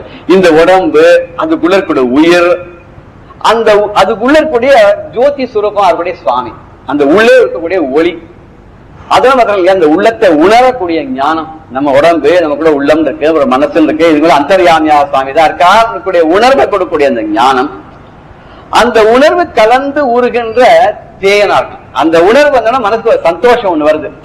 அந்த பரமாத்ம சுரூபம் நமக்கு மனசுல புரிய ஆரம்பிச்ச உடனே எல்லாத்துல இருந்து கொஞ்சம் கொஞ்சமா நம்ம விலகிடுறோம். வேண்டாதெல்லாம் நம்ம விட்டு விலகி போயிடுறது. எல்லாம் விலகினோம்னா நமக்கு ஒரு பரமானந்தமான உள் உணர்வு மாத்திரம் இருக்கு. சுவாத்மானந்த லபீபூத்த பிரம்மாதி ஆனந்த சந்தர் இல்லையா. இப்படி ஒரு பரமாத்மா ஒரு எண்ணமானது மனசுக்குள்ள வந்து அதை நம்ம அனுபவிக்க ஆரம்பிச்சுடுறோம். அப்ப தேன் மாதிரி இனிக்கிறது. அது எப்படி தேன் மாதிரி இருக்குன்னா முக்கனி மாதிரி இனிக்கிறது. முக்கனினா எந்த ஒரு கனி வேணாலும் படுத்துக்கலாம். அந்த காலத்துல இருந்ததுக்கு வந்து பலாப்பழம், மாம்பழம், வாழைப்பழம் தான் அந்த காலத்துல பிரதானமா இருந்திருக்கு. அந்த தனித்தனி முக்கனி அப்படின்னு சொல்லிருக்காரு இல்லையா? அப்படி 3 கனிகள். அது முதல்ல செங்கரும்பே. இந்த 3 கனி எப்படி இருக்கும் திடீர் ஒரு சந்தேகம். மாம்பழம் செஞ்சு புளிக்க கூட செய்யும். சில பழங்கள் திதிப்பா இல்லாதே இருக்கலாம். இதை விட ஒரு சொல்லணும். எப்படி வந்து அபிராமி இந்த அதுல சிவப்புக்கு ஓமை சொல்லும் போது ஒன்னொன்னா மாத்தி மாத்தி சொல்லிட்டு வந்தாரு இல்லையோ? உதிக்கின்ற செங்கதிர் ஊச்சி திலகம் உணர்வுடையோர் மதிக்கின்ற மாணிக்கம் மாதுளம் பூ ஒன்னொன்னா சொல்லிட்டு வரல. இதை விட அதிசிவப்பு, அதை விட அதிசிவப்பு, அதை விட அதிசிவப்புன்னு சொல்ற மாதிரி இங்க இனிப்புக்கு சொல்லிட்டு அந்த 3 பழங்களை சொன்னார். பழத்துக்கு அப்புறம் எது ரொம்ப இனிக்கும்? செங்கரும்பு, சிவந்த கரும்பு, அந்த முற்றின கரும்பு. அதோட சார் அவ்வளவு இனிமையாக இருக்கும்னார். அப்ப அதுவும் அவருக்கு போரும் தோணல. ஒண்ணு பாகின் தீஞ்சுவையனர், அந்த செங்கரும்பை பாகா காய்ச்சினா அது தனி டேஸ்ட் ஒண்ணு வந்து விடுது. அது ஒரு வாசனை, அதுக்கு ஒரு ருச்சி எல்லாம் பார்க்கும்போது அடடா இதை விட ஒத்தி அவன் இருக்காதோ அப்படின்னு சொல்ற மாதிரி கிடைக்கிறது. அந்த சுவையோன்னா அதுவும் அவருக்கு போறல. என்ன சொல்லிட்டார்? அனைத்தும் திரண்ட தேவையான. நான் எத்தனைலாம் சொன்னேனோ இது எல்லாம் ஒன்னா சேர்த்தா எவ்வளவு பேர் ஒரு உங்க பரமானந்தமான ஒரு அனுபவத்தை நம்ம கொடுக்குமா? அப்பேற்பட்ட அனுபவம் தான் நீ தருவது. இங்க வரும்போது பஞ்சபூதங்கள் ஒருத்தர் இல்லைன்னா ஆமா அதுக்கும் மேலே எல்லாத்துக்கும் மேல ஒரு இனிமையான ஒரு பரம்பொருள் என்னன்னு அதுதான் அப்படின்னு சொன்னார். அப்பேற்பட்ட ஒரு அந்த சுப்பிரமணிய சுவாமியா பாக்குறாரு. ஆதிசங்கர ஷண்மதம் நமக்கு ஸ்தாபிச்சு கொடுத்திருக்கார். இந்த ஷண்மத்துல வந்து கோமாரம்ங்கிறது ஒண்ணு. இவர் அருணகிரிநாதர் சில பேர்லாம் வந்து அப்படியே பிடிச்சிருக்கா. சாக்த வழிபாடு சில பேர் இங்க வந்து குமர வழிபாடு பண்ணிருக்கா. இந்த குமரனை எல்லாமா நினைத்து வழிபாடு பண்ணால இந்த இடத்துல குமரன் நம்ம எடுத்துக்கும் போது சுப்பிரமணிய சுவாமி எடுக்கும்போது சுப்பிரமணியம் அப்படின்னு எடுத்தோம். சுத்தமான பிரம்மஸ்வரூபம் அப்படின்னு எடுத்தோம்னா பிரம்மஸ்வரூபத்தை இப்படி பாடியிருக்கார் அப்படின்னு சொல்றான். பெரியவா சரணம். இந்நிகழ்ச்சியின் அடுத்த பகுதி நாளை மாலை இதே நேரத்தில் ஒளிபரப்பாகும். பெரியவா சரணம். பெரியவா சரணம். அடுத்த நிகழ்ச்சி மகா பெரியவா மகிமை உபன்யாசம். வழங்குபவர் பிரம்மஸ்ரீ கணேச சர்மா அவர்கள். அபார கருணா சிந்தும் ஞானதம் சாந்தரூபிணம் ஸ்ரீ சந்திரசேகர குரும் பிரணமாமி முதான்வகம். காஞ்சி மகாபெரிவாளோட மகிமையை கொஞ்சம் கொஞ்சமா பார்த்துட்டு வரோம். அதுல பெரியவாளோட அன்பு, அந்த அன்பு அப்படிங்கிறது எல்லா ஜீவராசிகள்ட்டையும் ஒரே மாதிரி இருக்கு அப்படிங்கிறது தான் ஞானிகளோட லட்சணமாவே சாஸ்திரங்கள்ல தான் சொல்லப்பட்டது. ஞானிகள் எப்படி இருப்பான? சமதர்ஷினகா அப்படின்னு சொல்றது, எல்லாத்தையும் ஒன்னா பாக்குறது. அதாவது மனுஷனா இருந்தாலும் சரி, செடி கொடிகளா இருந்தாலும் சரி, இல்ல ஒரு விலங்கினமா இருந்தாலும் சரி, எதுவா இருந்தாலும் ஒரே மாதிரி பாக்குறது. நம்மள மாதிரி சாதாரண மனுஷாளுக்கு மனுஷாலேயே மனுஷாலா மதிக்க தெரியல. ஆனா ஞானிகளுக்கு எல்லாம் சாதாரண ஜீவராசிகள் எல்லாம் கூட ஒரு மனுஷனை பார்க்கறதே நமக்கு எப்படி அன்பு இருக்குமோ அதே மாதிரியே பார்க்கிறோம். வள்ளலார் சொல்றாரு, வாடிய பயிரை பார்த்த போதெல்லாம் வாடினேன் அப்படின்னா, ஒரு சாதாரண ஆளு நம்மள மாதிரி ஒருத்தர் பசியில வாடுறதே அவளை பார்த்தா நமக்கு எவ்வளவு ஒரு ஈவிரக்கம் வருமோ, நம்ம மனசை எப்படி உருகுமோ, அதே மாதிரி ஒரு தண்ணி இல்லாத காஞ்சிருக்கிற பயிரை பார்த்தா கூட அவளுக்கு அதே பாவம் தான் வருது. இது ஞானிகளோட லட்சணமா இருக்கிறதுனால எல்லா ஜீவராசிகள்ட்டையும் அவ ஒரே மாதிரி அன்பை காமிக்கிறா. இந்த அன்பு அப்படிங்கிறதே ஒரே மாதிரி தான் இருக்கும். வள்ளுவர் கேட்கிற அன்பிற்கும் உண்டோ அடைக்கும் தாழ் அப்படிங்கிற, இவாள்கிட்ட தான் அன்பு காமிக்கலாம், இது இங்க அன்பு காமிக்கப்படாது, இப்பதான் காமிக்கலாம் அப்பதான் காமிக்கலாம் அப்படின்னு இதுக்கு எந்த ஒரு வித்தியாசமுமே கிடையாது. எப்ப பாரு யாரை பாரு எல்லா ஜீவராசிகள்ட்டும் ஒரே மாதிரி இருக்கும். அதுக்கு பேர் தான் நிஜமான அன்பு. காரண காரியம் இல்லாத எதிர்பார்க்காத ஒரு அன்பு. அந்த அன்பை தான் பெரியவா காமிக்கிறா. அதுல பசுவதை தடுப்பு சட்டம் அப்படின்னு ஒண்ணு கொண்டு வரணும் அப்படிங்கிறதுக்காக பல இயக்கங்கள்லாம் நாட்டுல நடந்திருந்தது. அதுக்கு பெரியவா ரொம்ப ஆதரவு கொடுத்தா. ஏன்னா பசுமாடு வாயில்லா ஜீவன், அது நம்ம பால் கொடுக்கற வரைக்கும் அதை உபயோகப்படுத்திக்கிறோம். அதை கறவை நின்றுடுத்துனா அது ஏதோ நமக்கு ஒரு பர்டன் மாதிரி, லைபிலிட்டி மாதிரி. அதுக்கு ஆகாரம் போடுறது, அதுக்கு தீனி போடுறது, அதை நாம பாதுகாக்கிறது நமக்கு ஒரு அதிகப்படி மாதிரி தோன்றது இல்லையா? அது தோணக்கூடாது அப்படின்னு வீட்லயே நம்ம மூதாதையர்கள்லாம் இருக்கா, வயசானவாள்லாம் இருக்கா, அப்பா இருக்கா, அம்மா இருக்கா, தாத்தா இருக்கா, பாட்டி இருக்கா அப்படின்னா, இந்த அப்பா அம்மா தாத்தா பாட்டி எல்லாம் ரிட்டையர் ஆயிட்டா, வயசாயிட்டா, ஒரு காரியமும் செய்ய முடியல அப்படின்னா, செய்ய முடியலனாலும் அவளை வச்சு நாம ரட்சிக்கிறோம். ரட்சிக்கிறது நம்ம கடமையா நினைக்கிறோம். அதை போலதான் வீட்டில் உள்ள நம்ம உறவுகாரால நம்ம மனுஷால எப்படி பாதுகாக்கணும், அவளால நமக்கு உபயோகம் இருந்தாலும் சரி உபயோகம் இல்லைன்னாலும் சரி, பலன் இருந்தாலும் சரி இல்லைன்னாலும் சரி, அவர்களை பாதுகாக்கணும் அப்படிங்கிறது நம்மளோட கடமையா நினைக்கிறாப்புல தான் கால்நடைகள்லாமும் நினைக்கணும். அதுக்காக தான் இந்த பசுவதை அப்படிங்கிறத தடுக்கணும் அப்படின்னு வச்சா பெரியவா. அதுக்கு பல பேர் நாட்டில் பல இயக்கங்கள் உருவாக்கினா, அதுக்கெல்லாம் பெரியவா ஆதரவு கொடுத்தா. குறிப்பா கால்நடைகள்ல பசுவை ரொம்ப புனிதமா சொல்லப்பட்டிருக்கு அப்படின்னு சொல்றோம். அந்த பசுக்களை பாதுகாக்கிறதுக்காக பல திட்டங்கள் பெரியவா சொன்னா. எல்லா ஜீவராசினும் ஒரே மாதிரி அன்பு தான் அப்படின்னு நாம பார்க்கிறோம் இல்லையா? அதுக்கு இன்னும் ஒரு சிலது பார்க்கலாம். பெரியவா மடத்துல இருக்கிறதே காஞ்சி மடத்துக்கு சொந்தமான நிலங்கள்லாம் பல ஊர்ல பல இடங்கள்ல இருக்கு. பல ராஜாக்கள் பல பேர் அப்பப்போ அந்தந்த காலகட்டங்கள்ல மடத்துக்குன்னு சந்திரமௌலீஸ்வர பூஜை, மடத்துல உள்ள தர்ம காரியங்களுக்காக தானம் பண்ணினதெல்லாம் அங்கங்க நிறைவே கிடக்கு. அப்படி இருக்கிற ஒரு பகுதி கீழம்பி அப்படின்னு ஒரு இடம், காஞ்சிபுரத்துக்கு பக்கத்துல இருக்கு. கீழம்பி அப்படின்னு ஒரு கிராமம். அந்த கிராமத்தையே ராஜா அந்த காலத்துல ஆச்சாரியாளா, காமகோடி பீடத்துல ஆச்சாரியாளா இருந்தவருக்கு பூதானம் பண்ணினதெல்லாம் சொல்லப்படுறது. ரெக்கார்டெல்லாம் இருக்கு, கல்வெட்டெல்லாம் இருக்கு. அந்த கீழம்பியில மடத்துக்கு சொந்தமான நிலம், அதுல நிலக்கடலை போட்டுண்டா. நிலக்கடலை போட்டு அது அறுவடை ஆகி மூட்டை மூட்டையா நிறைய மடத்துக்கு வந்தது. அந்த மகசூல்லாம் வந்திருக்கு. பெரியவாள்கிட்ட சொன்ன மேனேஜர் வந்து சொன்ன நிலக்கடலை எல்லாம் அறுவடை ஆகி வந்திருக்கு அப்படின்னு. பெரியவா பார்த்தா சரின்னு விட்டா. அதை பத்தி ஒன்றும் கேட்டுக்கல. ஒரு வாரம் கழிச்சு பெரியவா என்ன பண்ணா, தங்கிட்ட கைங்கிரம் என்ற ஒரு பையனை கூப்பிட்டு, ஏதோ நம்ம என்ன கீழம்பி நிலத்திலேருந்து நிலக்கடலை வந்ததுன்னு சொன்னார் மேனேஜர். அது இருக்கா இருந்தா கொஞ்சம் வாங்கிட்டு வா சாப்பிட்றதுக்கு அப்படின்னு.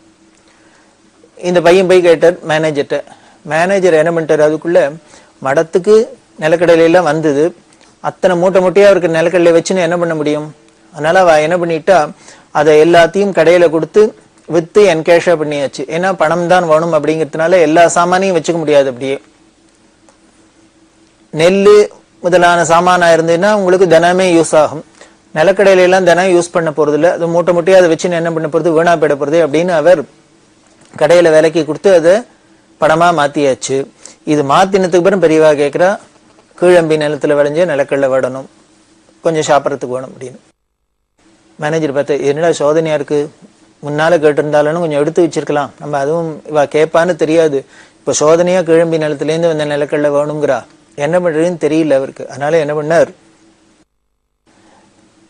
பெரியவாளோ கேட்காத பெரியவா கேட்கிறா, அதை இல்லைன்னு சொல்றதுக்கும் மனசு வரல.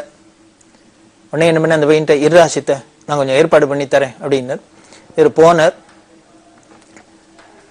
கடையிலேருந்து கொஞ்சம் நிலக்கடையில வாங்கி கொடுத்துட்டு வந்து, இதை கொண்டு பெரியவாள்கிட்ட கொடு, பெரியவா நிலக்கடலை தானே கேட்டா, இதை கொடு அப்படின்னு. அந்த பையன் கொண்டு வந்து கொடுத்தார். ஏன் இவ்வளவு நேரம் அப்படின்னு, தெரியல ஏதோ காரியமா இருந்தார், இப்பதான் கொடுத்தார். பெரியவா உடனே மேனேஜரை கூப்பிடு அப்படின்னா வந்தார். நான் கிழம்பி நிலத்துல விளைஞ்ச நிலக்கடலை கேட்டேன், நீ என்ன கொடுத்து அனுப்பிச்சிருக்க அப்படின்னு. இல்ல பெரியவா நிலக்கடலை கேட்டா கொடுத்துருக்கேன். நான் நிலக்கடலை நீ கொடுத்துருக்க இல்லைன்னு சொல்லல, நான் கேட்டது கிழம்பி நிலத்துல விளைஞ்ச நிலக்கடலைன்னு, நீ அதையா கொடுத்துருக்க அப்படின்னு. அவர் பார்த்தார், நம்ம ஏதோ கடையில வாங்கினது பெரியவா தெரிஞ்சு விட்டா அப்படின்னு. உடனே விஷயத்த சொன்னார், அதை வித்தாச்சு அதனால கொடுக்கல, இப்ப வாங்கிட்டு வந்து கொடுத்துருக்கேன்.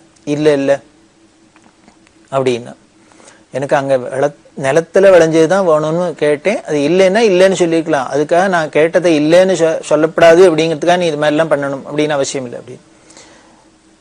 சரி விட்டாச்சு, போயிட்டார். இருந்தாலும் மேனேஜருக்கு ரொம்ப மனசு தாபமா இருந்தது, பெரியவா கேட்டு இல்லைன்னு சொல்றமே இல்லைன்னு சொல்லுமே. அதனால என்ன பண்ணினார், அந்த பையனையும் அழிச்சினார், நேர கிழம்பி நிலத்துக்கு போனார். அங்க போய் ஏதானும் ஒரு 10 நிலக்கல்யாணம் அந்த நிலத்துல இருந்ததுனால் அதை கொண்டு பெரியவாளுக்கு அர்ப்பணம் பண்ணும் அப்படிங்கிறதுக்காக போய் தேடி பார்த்தார். இல்லை, அப்படி தேடுறதே ஒரு பெரிய எலி பொந்து இருந்தது. அந்த எலி பொந்துக்குள்ள பெருசு பெருசா பெருச்சாளி இருக்கு, எலி பொந்துன்னா பெருசா இருக்கு. பார்த்தா எதேச்சியா அது வாயில கடலை தெரிஞ்சது. கடலை தெரியறதுன்னு இவருக்கு சந்தோஷம், என்னமோ இதுக்குள்ள இருக்கு போல இருக்கு அப்படின்னு. உடனே ஆளை கூப்பிட்டார், இந்த பாறையால இந்த பொந்த தோண்ட சொன்னார், வெட்ட சொன்னார். உடைச்சு பார்த்தா உள்ளுக்குள்ள ஒரு மூட்டை நிலக்கடலை இருக்கும் போல இருக்கு. இந்த எலி எல்லாம் எடுத்து எடுத்துன்னு போய் அதுக்குள்ள சேர்த்து வச்சிருக்கு. அவருக்கு ஒரே சந்தோஷம், இவ்வளவு நிலக்கடலை கிடைச்சிருத்தேன்னு. அதுலேருந்து இத்தனை எடுத்துட்டார், மூட்டையை கட்டிட்டார், வந்து பெரியவாள்கிட்ட கொடுத்தார். பெரியவா அப்ப இல்லைன்னா இப்ப ஏதுன்னா, இல்ல இது கிழம்பி நிலத்துல விளைஞ்சுதான் அப்படின்னா, இது என்னமோ நடந்திருக்கு அப்படின்னு பெரியவாளுக்கு சந்தேகம் வந்துருத்து. அதனால மேனேஜரை அனுப்பிச்சுட்டா. அவர் ஏதோ சொல்றதுக்கு தயங்குற, ஏதோ நம்மள்ட்ட மறைக்கிறார் அப்படின்னு அவரை அனுப்பிச்சுட்டா. அப்புறம் இந்த பையனை அனுப்பிச்சிருந்தாலே போய் கள்ள வாங்கிடுவான்னு, அந்த பையன்ட்ட முள்ள பேச்சு கொடுக்குறாப்புல பெரியவா விசாரிச்சா, ஆமா முதல்ல மேனேஜர் இல்லைன்னு, அப்புறம் இப்ப வந்துடுத்து, எப்படி கிடைச்சது அப்படின்னு, ஏன் இவ்வளவு லேட்டு அப்படின்லாம் ஏதோ பேச்சு கொடுக்கறதே. அந்த பையன் ரொம்ப சாது பாவம், என்ன பண்ண நடந்த விஷயம் எல்லாத்தையும் சொல்லிட்டான். மாமாவோட கிளம்பி நிலத்துக்கு போனோம், அங்க தேடி பார்த்தோம், கிடைக்கல. அப்போ உடனே ஒரு எலிப்பந்து பார்த்தோம், அதுல துடி கடலை தெரிஞ்சது, எட்டி பார்த்தாப்புல இருந்து, உடனே உடைச்சு பார்த்தா நிறைய இருந்தது, அதுலேருந்து எடுத்துன்னு.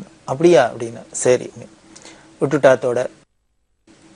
உடனே திருப்பி மேனேஜரை கூப்பிட்டு பெரியவா சொல்றான், கடையில போய் 1 முட்டை 2 முட்டை நிலக்கடலை எல்லாம் வாங்கிட்டு சொல்லும், வண்டியை கட்டு, வண்டியில ஏத்துவி, நாம எல்லாரும் இப்ப கீழம்பிக்கு போறோம் அப்படின்னு. அவர் எதுக்கு அப்படின்னு, போறோம் அப்படின்னு. இங்கேருந்து கீழம்பிக்கு பெருசா வண்டியில நிலக்கடலை எல்லாம் ஏத்திருக்கு, வெளியிலேருந்து வாங்கின நிலக்கடலை மூட்டையெல்லாம் ஏத்திருக்கு. மேனேஜர் போற, எல்லாரும் அடுத்த சிப்பந்திகள்லாம் வர, பெரியவாளும் கூடவே போறா. போய் அங்க என்ன பண்ணினா, ஒவ்வொரு எலிப்புந்தா பார்த்து இந்த வேர்க்கடலையே போட சொல்றா. அப்போ மேனேஜர்கிட்ட சொன்னா, நான் ஒரு சன்னியாசிக்கு முதல்ல வேர்க்கடலை தங்கணும், அத்தை பண்ணும் இத்த பண்ணணும்னு ஆசை வருதே முதல்ல தப்பு தான், மத்தியமம் தான். இருந்தா கூட ஏதோ நம்ம நிலத்துல விளைஞ்சது இன்னைக்கு மூட்டையா வந்திருக்குன்னு சொன்னாலே அதுல ஏதானு 2 எப்படி இருக்குன்னு பாக்கலாங்கிறதுக்காக கேட்டேன். அது இல்லைன்னா இல்லைன்னு சொல்லியிருக்கலாம், எனக்கு இல்லைன்னு சொல்லக்கூடாது நான் கேட்டு அப்படிங்கிற ஒரு என்கிட்ட இருக்கிற பிரியத்தினால நீங்க என்ன பண்ணிருக்க, இங்க வந்து எலிப்பந்தை உடைச்சு எடுத்த. என்னோட ஆசிரமம் சன்னியாசாசிரமம், இதோட முதல் தர்மம் என்ன, நியதி என்ன அப்படின்னா, எல்லா ஜீவராசிகளுக்கும் எங்களால எந்தவித இடைஞ்சலும் இருக்கப்படாது, எந்த ஜீவராசிகளுக்கும் எங்களை பார்த்தா பயமே இருக்கப்படாது அப்படின்னு சாஸ்திரம் சொல்றது. அதான் மந்திரமா சொல்றோம். அப்படி இருக்கதே அஹிம்சை பரிபூர்ணமா இருக்க வேண்டிய ஒரு ஆசிரமத்துல இருக்கிறவனுக்கு வேர்க்கடலை வேணுங்கிறதுக்காக ஒரு வாயில்லா ஜீவன் சேர்த்து வச்சிருக்கிற அந்த நிலக்கல்லை எடுத்து சாப்பிட்டா இது நியாயமா? அது பாவம், அதுகள் ஏதோ தங்களோட காலத்துக்காக பிற்காலத்துக்காக இதெல்லாம் சேர்த்து வச்சிருக்கு. இப்படி ஒரு வாயில்லா ஜீவன்ட்டு இருக்கிறத அடிச்சு பிடுங்குறாப்புல இருக்கு, அதோட பொந்தை நாம உடைச்சு அதுல இருக்கிற வேர்க்கடலை எடுத்து நாம தின்னோம்னா இது மகா பாபம், தோஷம்.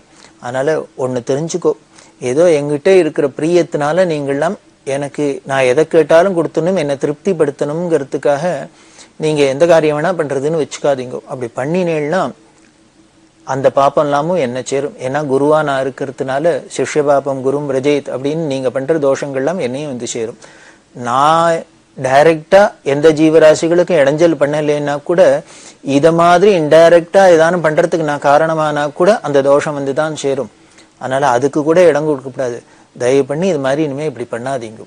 இருந்தா இருக்கு, இல்லைன்னா இல்லை, பரவாயில்ல, அதனால ஒன்றும் தப்பு இல்லை அப்படின்னு சொல்லி அவளுக்கு உபதேசம் பண்ணி அத்தனையும் அந்த எலிப்பந்தை உடைச்சு எடுத்ததுக்காக, ஏதோ ஒரு வேர்க்கடலை எடுத்ததுக்காக இப்போ 1 மூட்டை வேர்க்கடலையே எல்லாத்துக்கும் பிராயச்சித்தமா எல்லா ஜீவராசிகளுக்கும் எலிப்பந்துக்கு எலிப்பந்தா பார்த்து போடச்சிட்றா. அதான் பெரியவாளோட குணம். நம்மளால அடுத்த வாளுக்கு உபகாரம் இருக்கோ இல்லையோ, அட்லீஸ்ட் இடைஞ்சல் இல்லாதையானு கஷ்டம் இல்லாதையானு இருக்கணும். அப்படி நாம ஒவ்வொருத்தரும் இருக்கிறதுன்னு தீர்மானம் பண்ணின்னு விட்டாலே போறோம். நாட்டுல ஏதானும் பிரச்சனை இருக்குமோ, இத்தனை தீவிரவாதம் இருக்குமா, இவ்வளவு கஷ்டங்கள் இருக்குமா, அது இருக்குமா, இது இருக்குமா, ஒண்ணுமே இருக்காது. எல்லோரும் அமைதியா இருக்கலாம், சாந்தமா இருக்கலாம், ஆனந்தமா இருக்கலாம்.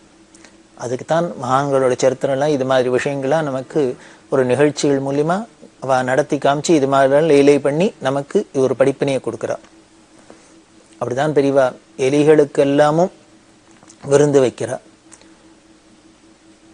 இன்னும் பல ஜீவராசிகளுக்கு பெரியவா ஒரு இடத்துல உட்கார்ந்துட்டு இருக்கா. ஒரு மரத்தடியில உட்கார்ந்தா அதுக்கு பக்கத்துல எறும்பு பொந்து போல இருக்கு. அந்த எறும்பு புத்துலேருந்து நிறைய நெருப்பெரும்பு வந்து பெரியவா பாட்டுக்கு பேசிட்டு இருக்கா. காலில் மொச்சு இருக்கு. நூறுணி அனந்தகிருஷ்ண சாட்சியில் அப்படின்னு அவரோட பொண்ணு செல்லம்மா அப்படின்னு அந்த மாதிரி தப்புல நின்று பார்த்துட்டு இருக்கா. பார்த்தா பெரியவா கால் முழுக்கல நெருப்பெரும்பு மொச்சு இருக்கு. நெருப்பெரும்பு ஒரு எறும்பு கடிச்சாலே நம்மளால தாங்காது. 100கணக்கான நெருப்பெரும்பு காலில் மொச்சுண்டா அந்த அம்மாவுக்கு தாங்கல. அந்த அம்மா அலறிட்டு பெரியவாள்கிட்ட சொல்றா, ஐயோ கால் முழுக்கலும் எறும்பு வச்சிருக்கு, பெரியவா காலை உதறணும், எல்லாம் தட்டி விட்டுக்கணும் அப்படின்னா பெரியவா சிரிச்சுன்னு, நீ சிம்பிளா சொல்லிட்ட ஈஸியா, என்னால என் காலை பிடிச்சுன்னு இருக்கு, அதை என்னால உதற முடியலையே அப்படின்னு. அந்த அம்மா ரொம்ப சொல்லி சொல்லி ஆச்சரியப்படுவோம். பெரியவா சொல்றா, இந்த எறும்பெல்லாம் வந்து காலை பிடிச்சுன்னு இருக்கா, அவரால் உதற முடியலையா. அதாவது காலில் சரணம்னா வந்து விழுந்திருக்கு, அது ஏதோ அதோட சுவாவம் வந்து காலை வைக்கிறது கடிக்கிறதுக்கு. அப்படி தன் காலை பிடிச்சு கடிக்கிறதுக்குன்னு காலை பிடிச்சா கூட இந்த எறும்பெல்லாம் எப்பேற்பட்ட புண்ணியசாலிகளா இருக்கணும், என்ன புண்ணியம் பண்ணியிருக்கணும். நம்மள மாதிரி சாதாரண மனுஷா காலை வந்து பிடிச்சு கடிக்கிறதுக்கு வந்ததுன்னா ஆன் த ஸ்பாட் அது க்ளோஸ் ஆகிருக்கும். பரமாத்மாவான அன்பே சிவமான அவளோட பெரிவா காலை பிடிச்சதுனால அதுகளுக்கெல்லாம் பரம பாக்கியம். பெரிவா சொல்றா, என் காலை பிடிச்சிருத்து, அதனால என்னால உதற முடியல அப்படின்னு. ராமாயணத்திலேயும் ராமரை தானே சொல்ற, எல்லாம் எத்தனை ஜீவராசிகளுக்கு எல்லாருக்கும் சரணம் கொடுக்குற, அதுல என்ன சொல்ற, ஒரு பிரதிஜை மாதிரியே சொல்ற, என்ன ஒரு தரம் நீ தான் கதி அப்படின்னு என்கிட்ட வந்துட்டா போரும், அவளை கைவிட மாட்டேன், இது என்னோட விரதம் அப்படிங்கிற. சகிருதேவ பிரபன்னாய் அப்படிங்கிற ஒரு தரம் போரும் என்கிட்ட நீ தான்ப்பா கதி அப்படின்னு வந்து என்கிட்ட சரண்டர் ஆயிட்டா அவளை என்னால கைவிட முடியாது, இது என்னோட ஜென்ம விரதம் அப்படின்னு சொல்றாரு இல்லையா. அதே ராமச்சந்திரமூர்த்தியோட மறு அவதாரமான பெரியவாளும் இந்த எறும்பெல்லாம் கடிக்க வந்தா கூட ராமரானும் நீ சரணாகதின்னு வந்தா போறோம், ஒரு தரம் சரணாகதின்னு வந்துட்டாதான் காப்பாத்தேன்னு. இங்க பெரியவா அவதாரத்துல என்னென்ன அதையும் தாண்டி போயிடுத்து, அதை ஹிம்சை பண்ணணும் அப்படின்னு வந்தா கூட அதுக்கும் சரணாகதி கொடுத்து அதுக்கும் பாதுகாப்பு கொடுக்குறா, அதுக்கும் அனுகிரகம் பண்றது அப்படிங்கிறது பெரியவாளோட ஸ்பெஷாலிட்டி. காரணம் என்ன, எறும்போட குணம் கடிக்கிறது தான், அது அதோட சுபாவம் இப்படிதான் இருக்கு.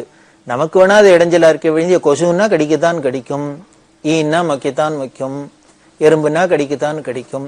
அதாவது ஒவ்வொருத்தருக்கும் ஒவ்வொரு ஜீவராசிகளுக்குன்னு ஒரு சுபாவம் ஈஸ்வர சிருஷ்டியில இருக்கு, அந்தந்த சுபாவப்படி அது நடந்துக்கிறது. அது நமக்கு பிடிச்சிருக்கு பிடிக்கல, சரிப்பட்டு வருது சரிப்படல அப்படிங்கிறதுதான் விஷயமா இருக்கு. நம்மளோட காரியம் கூட தான் பல பேருக்கு பிடிக்காத இருக்கலாம். நாம கொசுவிலையை கட்டின்டா கொசுக்களுக்கெல்லாம் பிடிக்காத இருக்கலாம், அதெல்லாம் நம்மளை சபிக்கலாம். என்னைய அது ஒத்தங்கூட நம்மள ரத்தத்தை குடிக்க விடாத, நம்ம சாப்பாட்டு ஆகாரம் பண்ண விடாத இவெல்லாம் நம்மளை பட்னி போடுறாளே அப்படின்னு அதுகளுக்கெல்லாமும் கோவம் வரலாம் இல்லையோ. கொசு அப்படின்னு ஒண்ணு ஞாபகம் வருது. பெரியவா நாளைக்கு ராத்திரி மடத்துல படுத்துட்டு இருக்கிற பெரியவாளை திடீர்னு பார்த்தா பக்கத்துல படுத்துட்ட இடத்துல காணும்.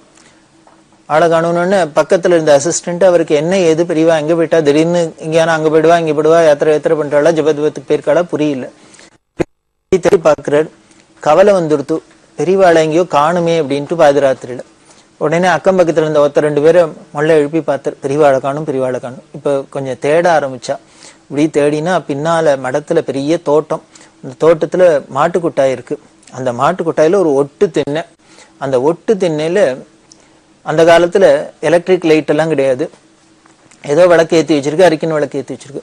அந்த மங்கலான வெளிச்சத்துல யாரோ படுத்துட்டு இருக்கிறாப்புல தெரிஞ்சது. அந்த ஒட்டு திண்ணையில யாரோ படுத்துட்டு இருக்காளேன்னு கிட்டக்க போய் பார்த்தா பெரியவா படுத்துட்டு இருக்கா.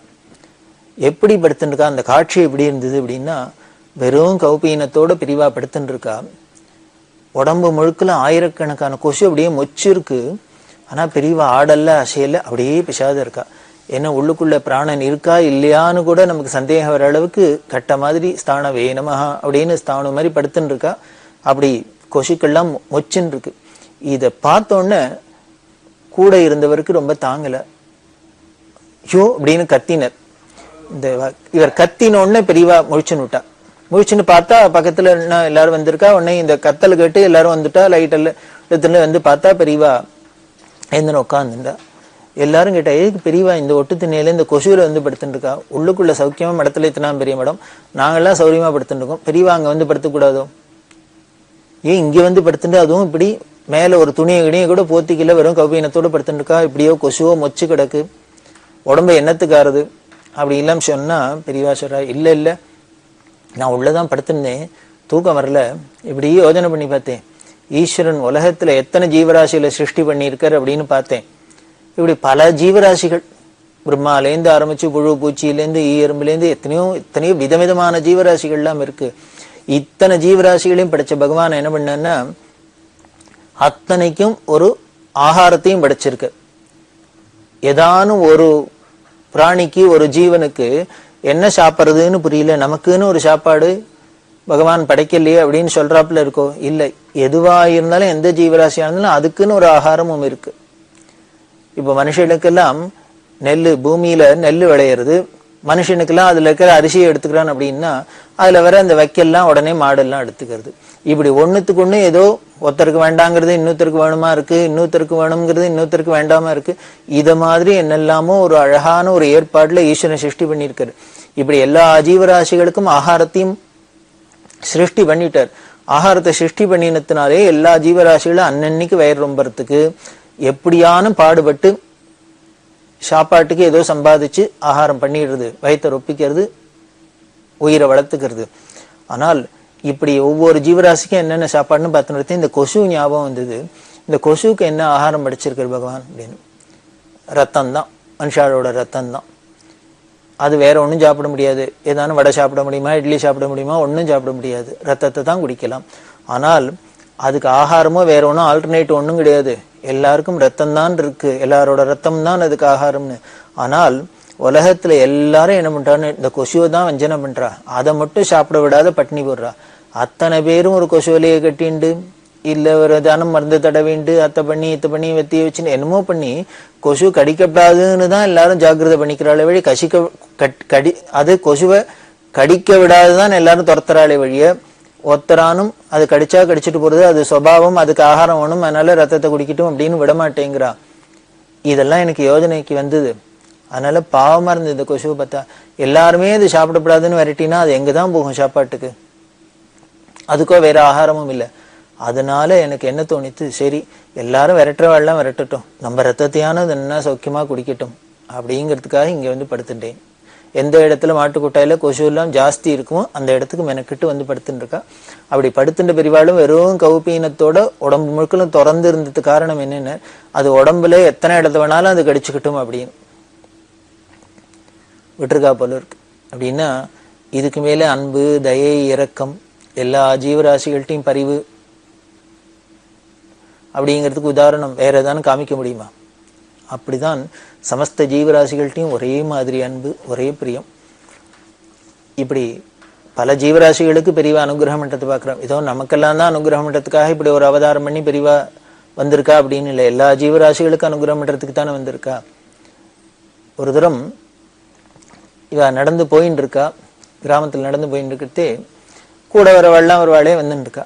அப்போ இந்த கிராமத்துல இருக்கிற இந்த தெரு நாய் அப்படின்னு சொல்றப்ப ஒரு 4-5 நாய் அங்க ஒரு குதிரை குட்டி ஒன்றும் மேயறதுக்காக வந்திருக்கு. இந்த குதிரை குட்டியை பார்த்தோன்னே இந்த நாயெல்லாம் போய் அதை குலைச்சுன்னு சூழ்ந்துட்டு கடிக்கிறதுக்கு போறது. இந்த குதிரை குட்டியா இருக்கிறதுனால பயப்படுறது. இந்த நாயெல்லாம் வந்து ஒரு 4 நாயா சேர்ந்துட்டு சூழ்ந்துன்னு அதை குலைக்க வரத்தையை பார்த்தா, கடிக்க வரத்தையை பார்த்தா அது பயப்படுறது. இப்படி இந்த குதிரை குட்டி மெரல இப்படி ஓடினா அங்க துரத்தின்னு வருது, அப்படி ஓடினா இங்க துரத்தின்னு வருது. இந்த நாய்கள்லாம் துரத்துறது பார்த்தா கூட வந்த ஒருத்தருக்கு பாவம் அன்பு அவருக்கு, இந்த குதிரை குட்டி இப்படி நாய்கள்கிட்ட மாட்டின்னு திண்டாடுறது அப்படின்னு இந்த குதிரையை காப்பாற்றணும் அப்படிங்கிறதுக்காக என்ன பண்ணார், ஒரு கல்லை எடுத்து நாய்கள் மேல அடிச்சார். நல்ல வேளை நாய் ஒன்றும் படல. இந்த கல்லு போய் விழுந்த சத்தத்தை கேட்டோன்னு பெரியவா திரும்பினா, யாரு நாய் அடிச்சா, கல் எடுத்து அடிச்சது அப்படின்னு.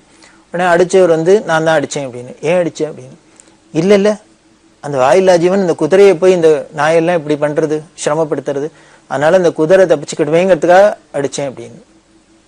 உடனே பெரியவா சொல்றா, நல்ல கதையா இருக்கு, குதிரை வாயில்லா ஜீவன்னா நாயெல்லாம் மட்டும் வாயில்லா ஜீவனா? நீ குதிரைய நாய் கடிச்சிட போறதேங்கிறதுக்காக நீ காப்பாற்றணுங்கிறதுக்காக நாயெல்லாம் கல்லால் அடிச்சா, இப்ப குதிரை தப்பிச்சா பரவாயில்ல, அடி வாங்காத இருக்கணும், கடிபடாத இருக்கணும், ஆனா நாயெல்லாம் மட்டும் அடிபட்டு ரத்தம் வந்தா பரவாயில்லையா, அது சிரமம் இல்லையா அப்படின்னு அவர் பார்த்தார். இல்ல அதை விரட்டுறதுக்கு என்ன வழி, வேற வழி தெரியல, அதனால பண்ணேன் அப்படின்னு. நான் சொல்றேன் வழி அப்படின்ட்டு என்ன பண்றா, இப்ப வர வழியில கடையெல்லாம் பார்த்தீங்களோ, அங்க பிஸ்கெட் ஏதான் இருந்தா எடுத்துட்டு வா, வாங்கிட்டு வா அப்படின்னா. ஒரு 2-3 பாக்கெட் பிஸ்கெட் வாங்கிட்டு வச்சுன்னா, வாங்கிட்டு வந்தா நீ அந்த பக்கமா போ, நாயெல்லாம் ரோட்ல இந்த பக்கம் இருக்கிறது, அந்த பக்கம் போ, இந்த நாயெல்லாம் பாக்குறாப்புல நீ இந்த பிஸ்கெட்டை பிரிச்சு போடும், கீழே போடும், போட்டா நாயோட குணம் தானே ஓடி வந்துடும் அப்படின்னு. அதே மாதிரியே ஒரு 2 பாக்கெட் பிஸ்கெட் வாங்கிட்டு வந்து எல்லாத்தையும் அப்படி பிரிச்சு போட்டாரோ இல்லையோ, சொச்சோன்னு நாயெல்லாம் ஓடி வந்துடுத்து. அந்த குதிரையை விட்டுது, எல்லாம் நேரம் இங்க வந்துடுத்து இந்த பிஸ்கெட்டை திங்க. இந்த நாயெல்லாம் இந்த பக்கம் ஓடி வந்தோடனே குதிரை தப்பிச்செய்ய முடிச்சுன்னு ஓடியே போயிடுத்து. இப்ப பெரியவாசுரா பத்தியா, கல்லை எடுத்து அடிச்சு நாய்க்கு அடிபட்டுன்னு குதிரை தப்பிக்கிறத விட இது மாதிரி பிஸ்கெட் வாங்கி போட்டு ஏதானு பண்ணியிருந்தீங்கன்னா இப்போ நாய்க்கும் பாதகம் இல்லாத இருக்கு, குதிரைக்கும் பாதகம் இல்லாத இருக்கு. ரெண்டு ஜீவராசிகளும் ஒரு கஷ்டமும் இல்லாத இருக்கு இல்லையா? இப்படி பண்ணலாம் இல்லையோ அப்படின்னு அந்த பக்தருக்கு ரொம்ப கண்ணில் தண்ணி வந்துடுத்து. பெரியவாளை நமஸ்காரம் பண்ணு, வாஸ்தவம் தான், இப்படிதான் பண்ணணும். நாம என்னமோ யாருக்கோ ஒருத்தருக்கு நல்லது பண்றோம் அப்படின்னு நினைச்சுன்னா அதனால இன்னொருத்தருக்கு என்ன கெடுதல் வரும்ங்கிறது கவனம் இல்லாத இருக்கும். பெரியவாள்கிட்டேருந்து இப்படி கத்துனேன். பெரியவா மாதிரி ஞானிகளால தான் யாருக்குமே ஒரு இடைஞ்சல் இல்லாத எல்லாருக்கும் நல்லதை பண்ண முடியும். அப்படின்னா நமாமி பகவத்பாத சங்கரம் லோக சங்கரம் அப்படின்னு சொல்லியிருக்கேன். உலகம் முழுக்கல எல்லாருக்கும் நல்லது பண்றதுக்குன்னே ஒரு சங்கர அவதாரம் இல்லையா? அப்பேற்பட்ட பெரியவா அப்படின்னு சொல்லி அவர் இன்னுமே இப்படி பண்றதுக்கு கத்துக்கிறேன் அப்படின்னு. இதுலேருந்தெல்லாம் நமக்கும் பாடம் கத்துக்கிறோம். நம்ம பண்ற காரியங்கள்னால எல்லாருக்கும் நல்லதாவே இருக்கணும், அட்லீஸ்ட் யாருக்கும் இடைஞ்சல் இல்லாதையான இருக்கட்டும் அப்படிங்கிறத நாம ஒரு பாடமா எடுத்துட்டு மேற்கொண்டு பார்க்கலாம். பெரியவா சரணம். இந்நிகழ்ச்சியின் அடுத்த பகுதி நாளை மாலை இதே நேரத்தில் ஒளிபரப்பாகும். பெரியவா சரணம். பெரியவா சரணம். அடுத்த நிகழ்ச்சி திருவாசக இன்னிசை. வழங்குபவர் ஸ்ரீ சத்குருநாத தேசிகர் அவர்கள். பெரியவா சரணம். திருச்சிற்றம்பலம். அச்சப்பத்து. புற்றில் வாழ்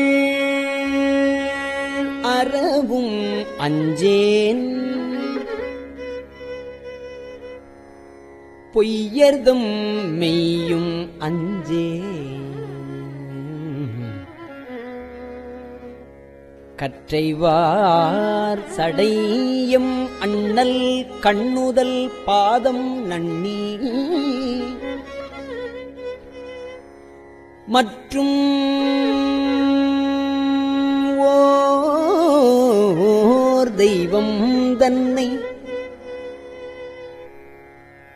உண்டு என நினைந்து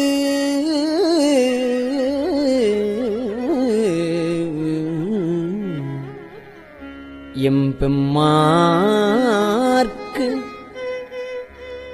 அற்றில்லாதவரைக் கண்டால்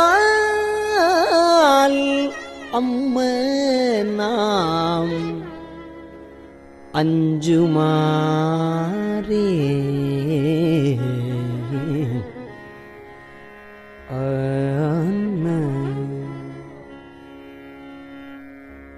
வெறுவரேன் வேட்கை வந்தால் வினைக்கடல் ஒளினும் அஞ்சேன், வெறுவரேன் வேட்கை வந்தால் வினைக்கடல் ஒளினும் அஞ்சேன், வெறுவரேன் வேட்கை வந்தால் வினைக்கடல் கொளினும் அஞ்சேன், இருவரால் மாறு காணா எம்பிரான் தம்பிரானாம் திருவுரு அன்றி மற்றோர், திருவுரு அன்றி மற்றோர் தேவர் எத்தேவர் என்ன, திருவுரு அன்றி மற்றோர் தேவர் எத்தேவர் என்ன, அறுவராதவரை கண்டான் அறுவராதவரை கண்டால் அம்மனாமஞ்சுமாரே. வன்புலால் வேலும் அஞ்சேன், வளைக்கையார் கடைக்கண் அஞ்சேன், என்பலாம் முருக நோக்கி அம்பலத்தாடுகின்ற என் பொல்லாமணியை ஏத்தி,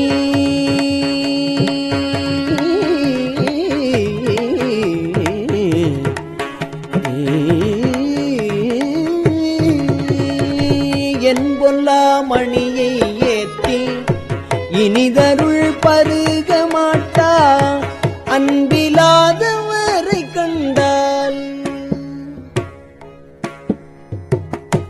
அன்பிலாதவரை கண்டால் அம்மனாம் அஞ்சுமாரே.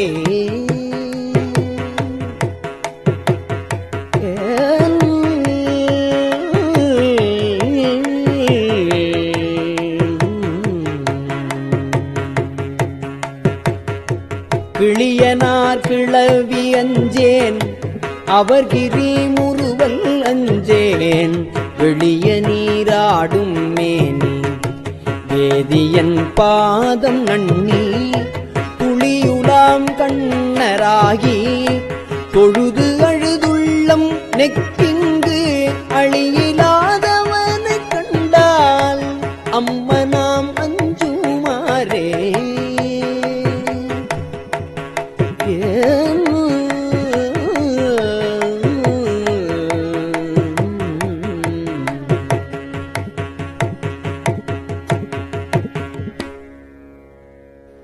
பிணியலாம்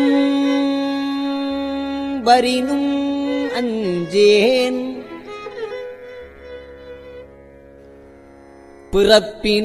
பிறப்பினோடு இறப்பும் அஞ்சேன்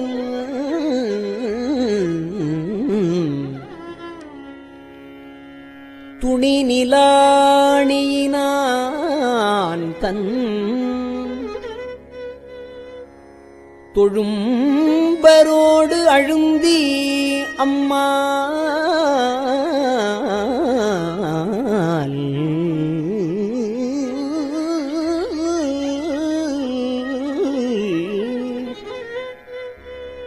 துணி நிலாணி நான் தன் கொழும்பரோடு அழுந்தி அம்மால் திணி நிலம் பிளந்தும் காணா சேவடி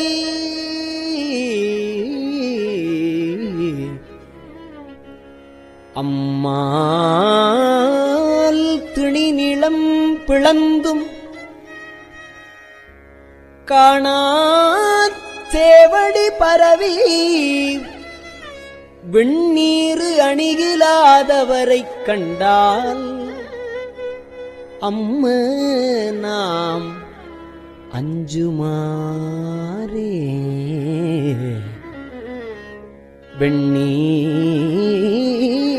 வெண்ணீர் அணிகிலாதவரைக் கண்டால்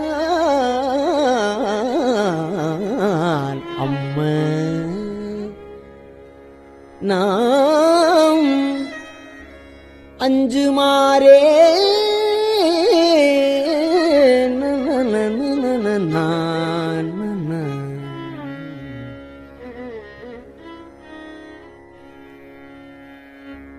வாழுலாம் எரியும் அஞ்சேன் வரை புரண்டிடினும் அஞ்சேன். வாழுலாம் எரியும் அஞ்சேன் வரை புரண்டிடினும் அஞ்சேன். தோளுலாம் நீற்றன் ஏற்றன் சொற்பதம் கடந்த அப்பன். வாழுலாம் எரியும் அஞ்சேன் வரை புரண்டிடினும் அஞ்சேன். தோளுலாம் நீற்றன் ஏற்றன் சொற்பதம் கடந்த அப்பன். தாள தாமரைகள் ஏத்தி தடமலர் புனைந்து நெய்யும் ஆளலாதவரை கண்டால் ஆளலாதவரை கண்டால் அம்மனா மஞ்சுமாரே. தகைவிலா பழியும் அஞ்சேன் தகைவிலா பழியும் அஞ்சேன். சாதலை முன்னம் அஞ்சேன் புகைமுகன் தெரிகை வீசி பொலிந்த அம்பலத்துளாடும் முகை நகை கொன்றை மாலை. முகை நகை கொன்றை மாலை முன்னவன் பாதம் ஏத்தி அகம் நெகாதவரை கண்டால் அகம் நெகாதவரை கண்டால் அம்மனா மஞ்சுமாரே. தரிசரி களிரும் அஞ்சேன் தழல் விழி உழுவை அஞ்சேன். வெறிகமிழ் சடையன் அப்பன் விண்ணவர் நன்னமாட்டா செறிதரு கழல்கள் ஏத்தி. செறிதரு கழல்கள் ஏத்தி சிறந்தி நீதிருக்க மாட்டா அறிவிலாதவரை கண்டால் அறிவிலாதவரை கண்டால் அம்மனாம் அஞ்சுமாறே.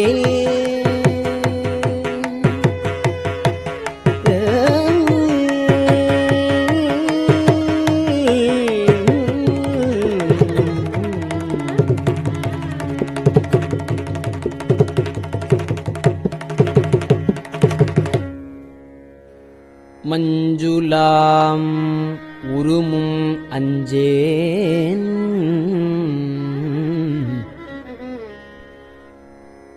மன்னரோடு உறவும் அஞ்சேன் நஞ்சமே அமுதமாக்கும் நம்பிரான்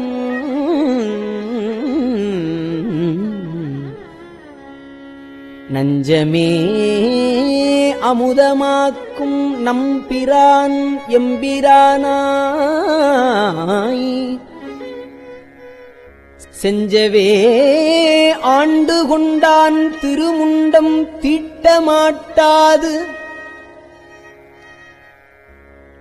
அஞ்சுவார் அவரைக் கண்டால் அம்ம நாம் அஞ்சுமாரே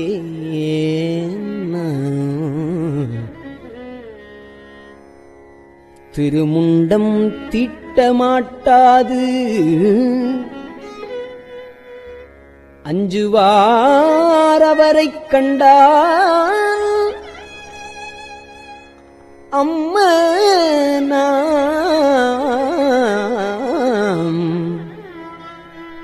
அஞ்சுமாரே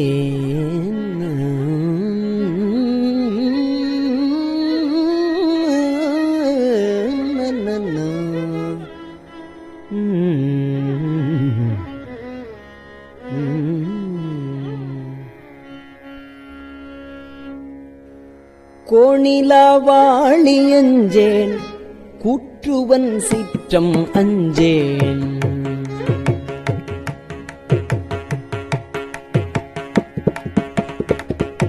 கோணிலாவாளி அஞ்சேன் கூற்றுவன் சீற்றம் அஞ்சேன் நீ நிலா அணியினானை நினைந்து நைந்துருகினக்கு நீ நிலா அணியினானை நினைந்து நைந்துருகினக்கு வானிலாங்கண்கள் சோர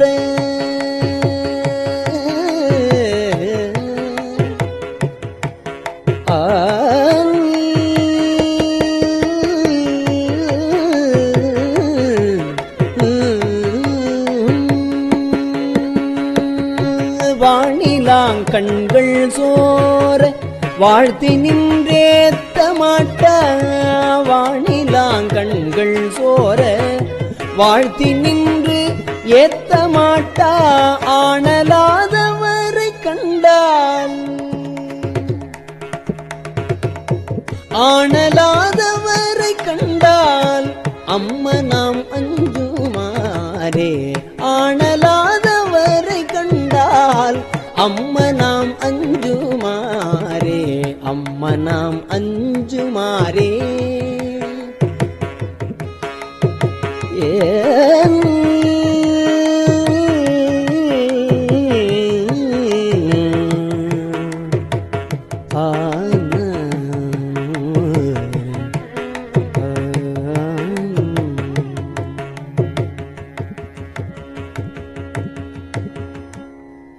திருச்சிற்றம்பலம்.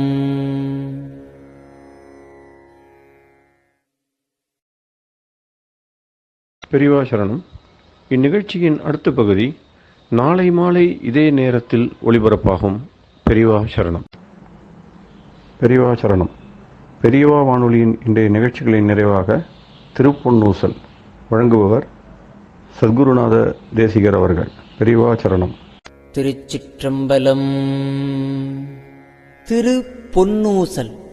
மூன்றங்கிலங்கு நயனத்தன் மூவாத பாந்தங்கு தேவர்களும் காணாமலர் அடிகள் தேன் தங்கு தித்தித்து அமுதூரி தான் தெளிந்தங்கு ஊந்தங்கு நின்றூருக்கும் உத்தர கோசமங்கை போந்தங்கு இடை மருது பாடி குலை மஞ்சை போன்றங்கு அனநடையீர் பொன்னூசலாடாமோ போன்றங்கு அனநடையீர் பொன்னூசலாடாமோ.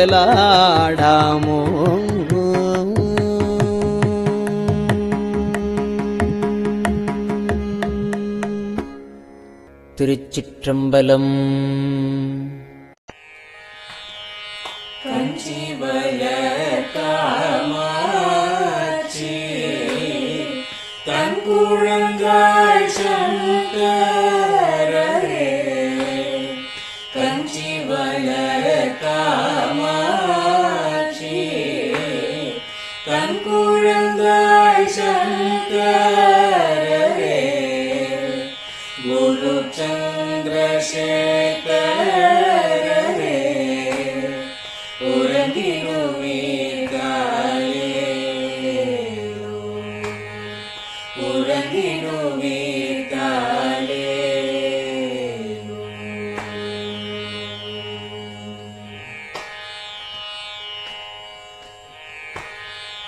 ஆதிகுரு சங்கரராய் அன்றொரு நாள் வந்தவரே, 68 பீட்டபதி ஏழுலகும் பூப்பவரே, காப்பவரே கடப்பவரே, எல்லோர்க்கும் அருள்பவரே, உறங்கிடுவீர்காலே.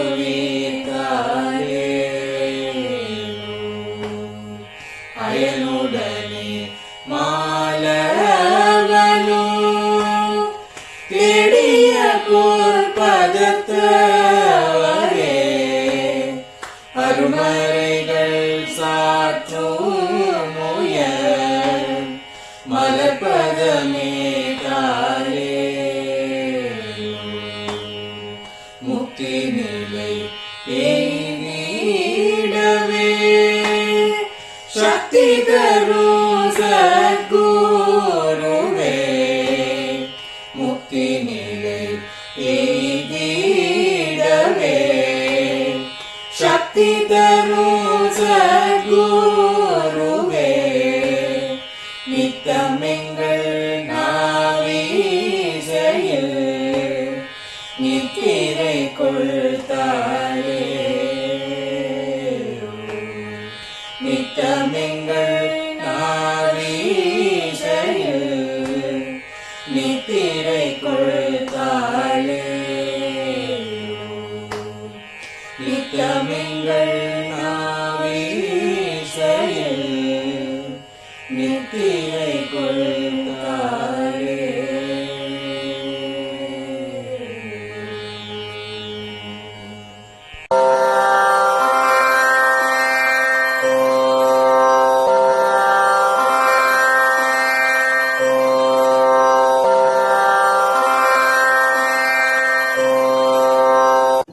பெரியவா சரணம். பெரியவா வானொலியின் மாலை நிகழ்ச்சிகள் இத்துடன் நிறைவடைகின்றன. எமது அடுத்த ஒளிபரப்பு நாளை காலை இந்திய நேரப்படி 6 மணிக்கு துவங்கும். பெரியவா சரணம்.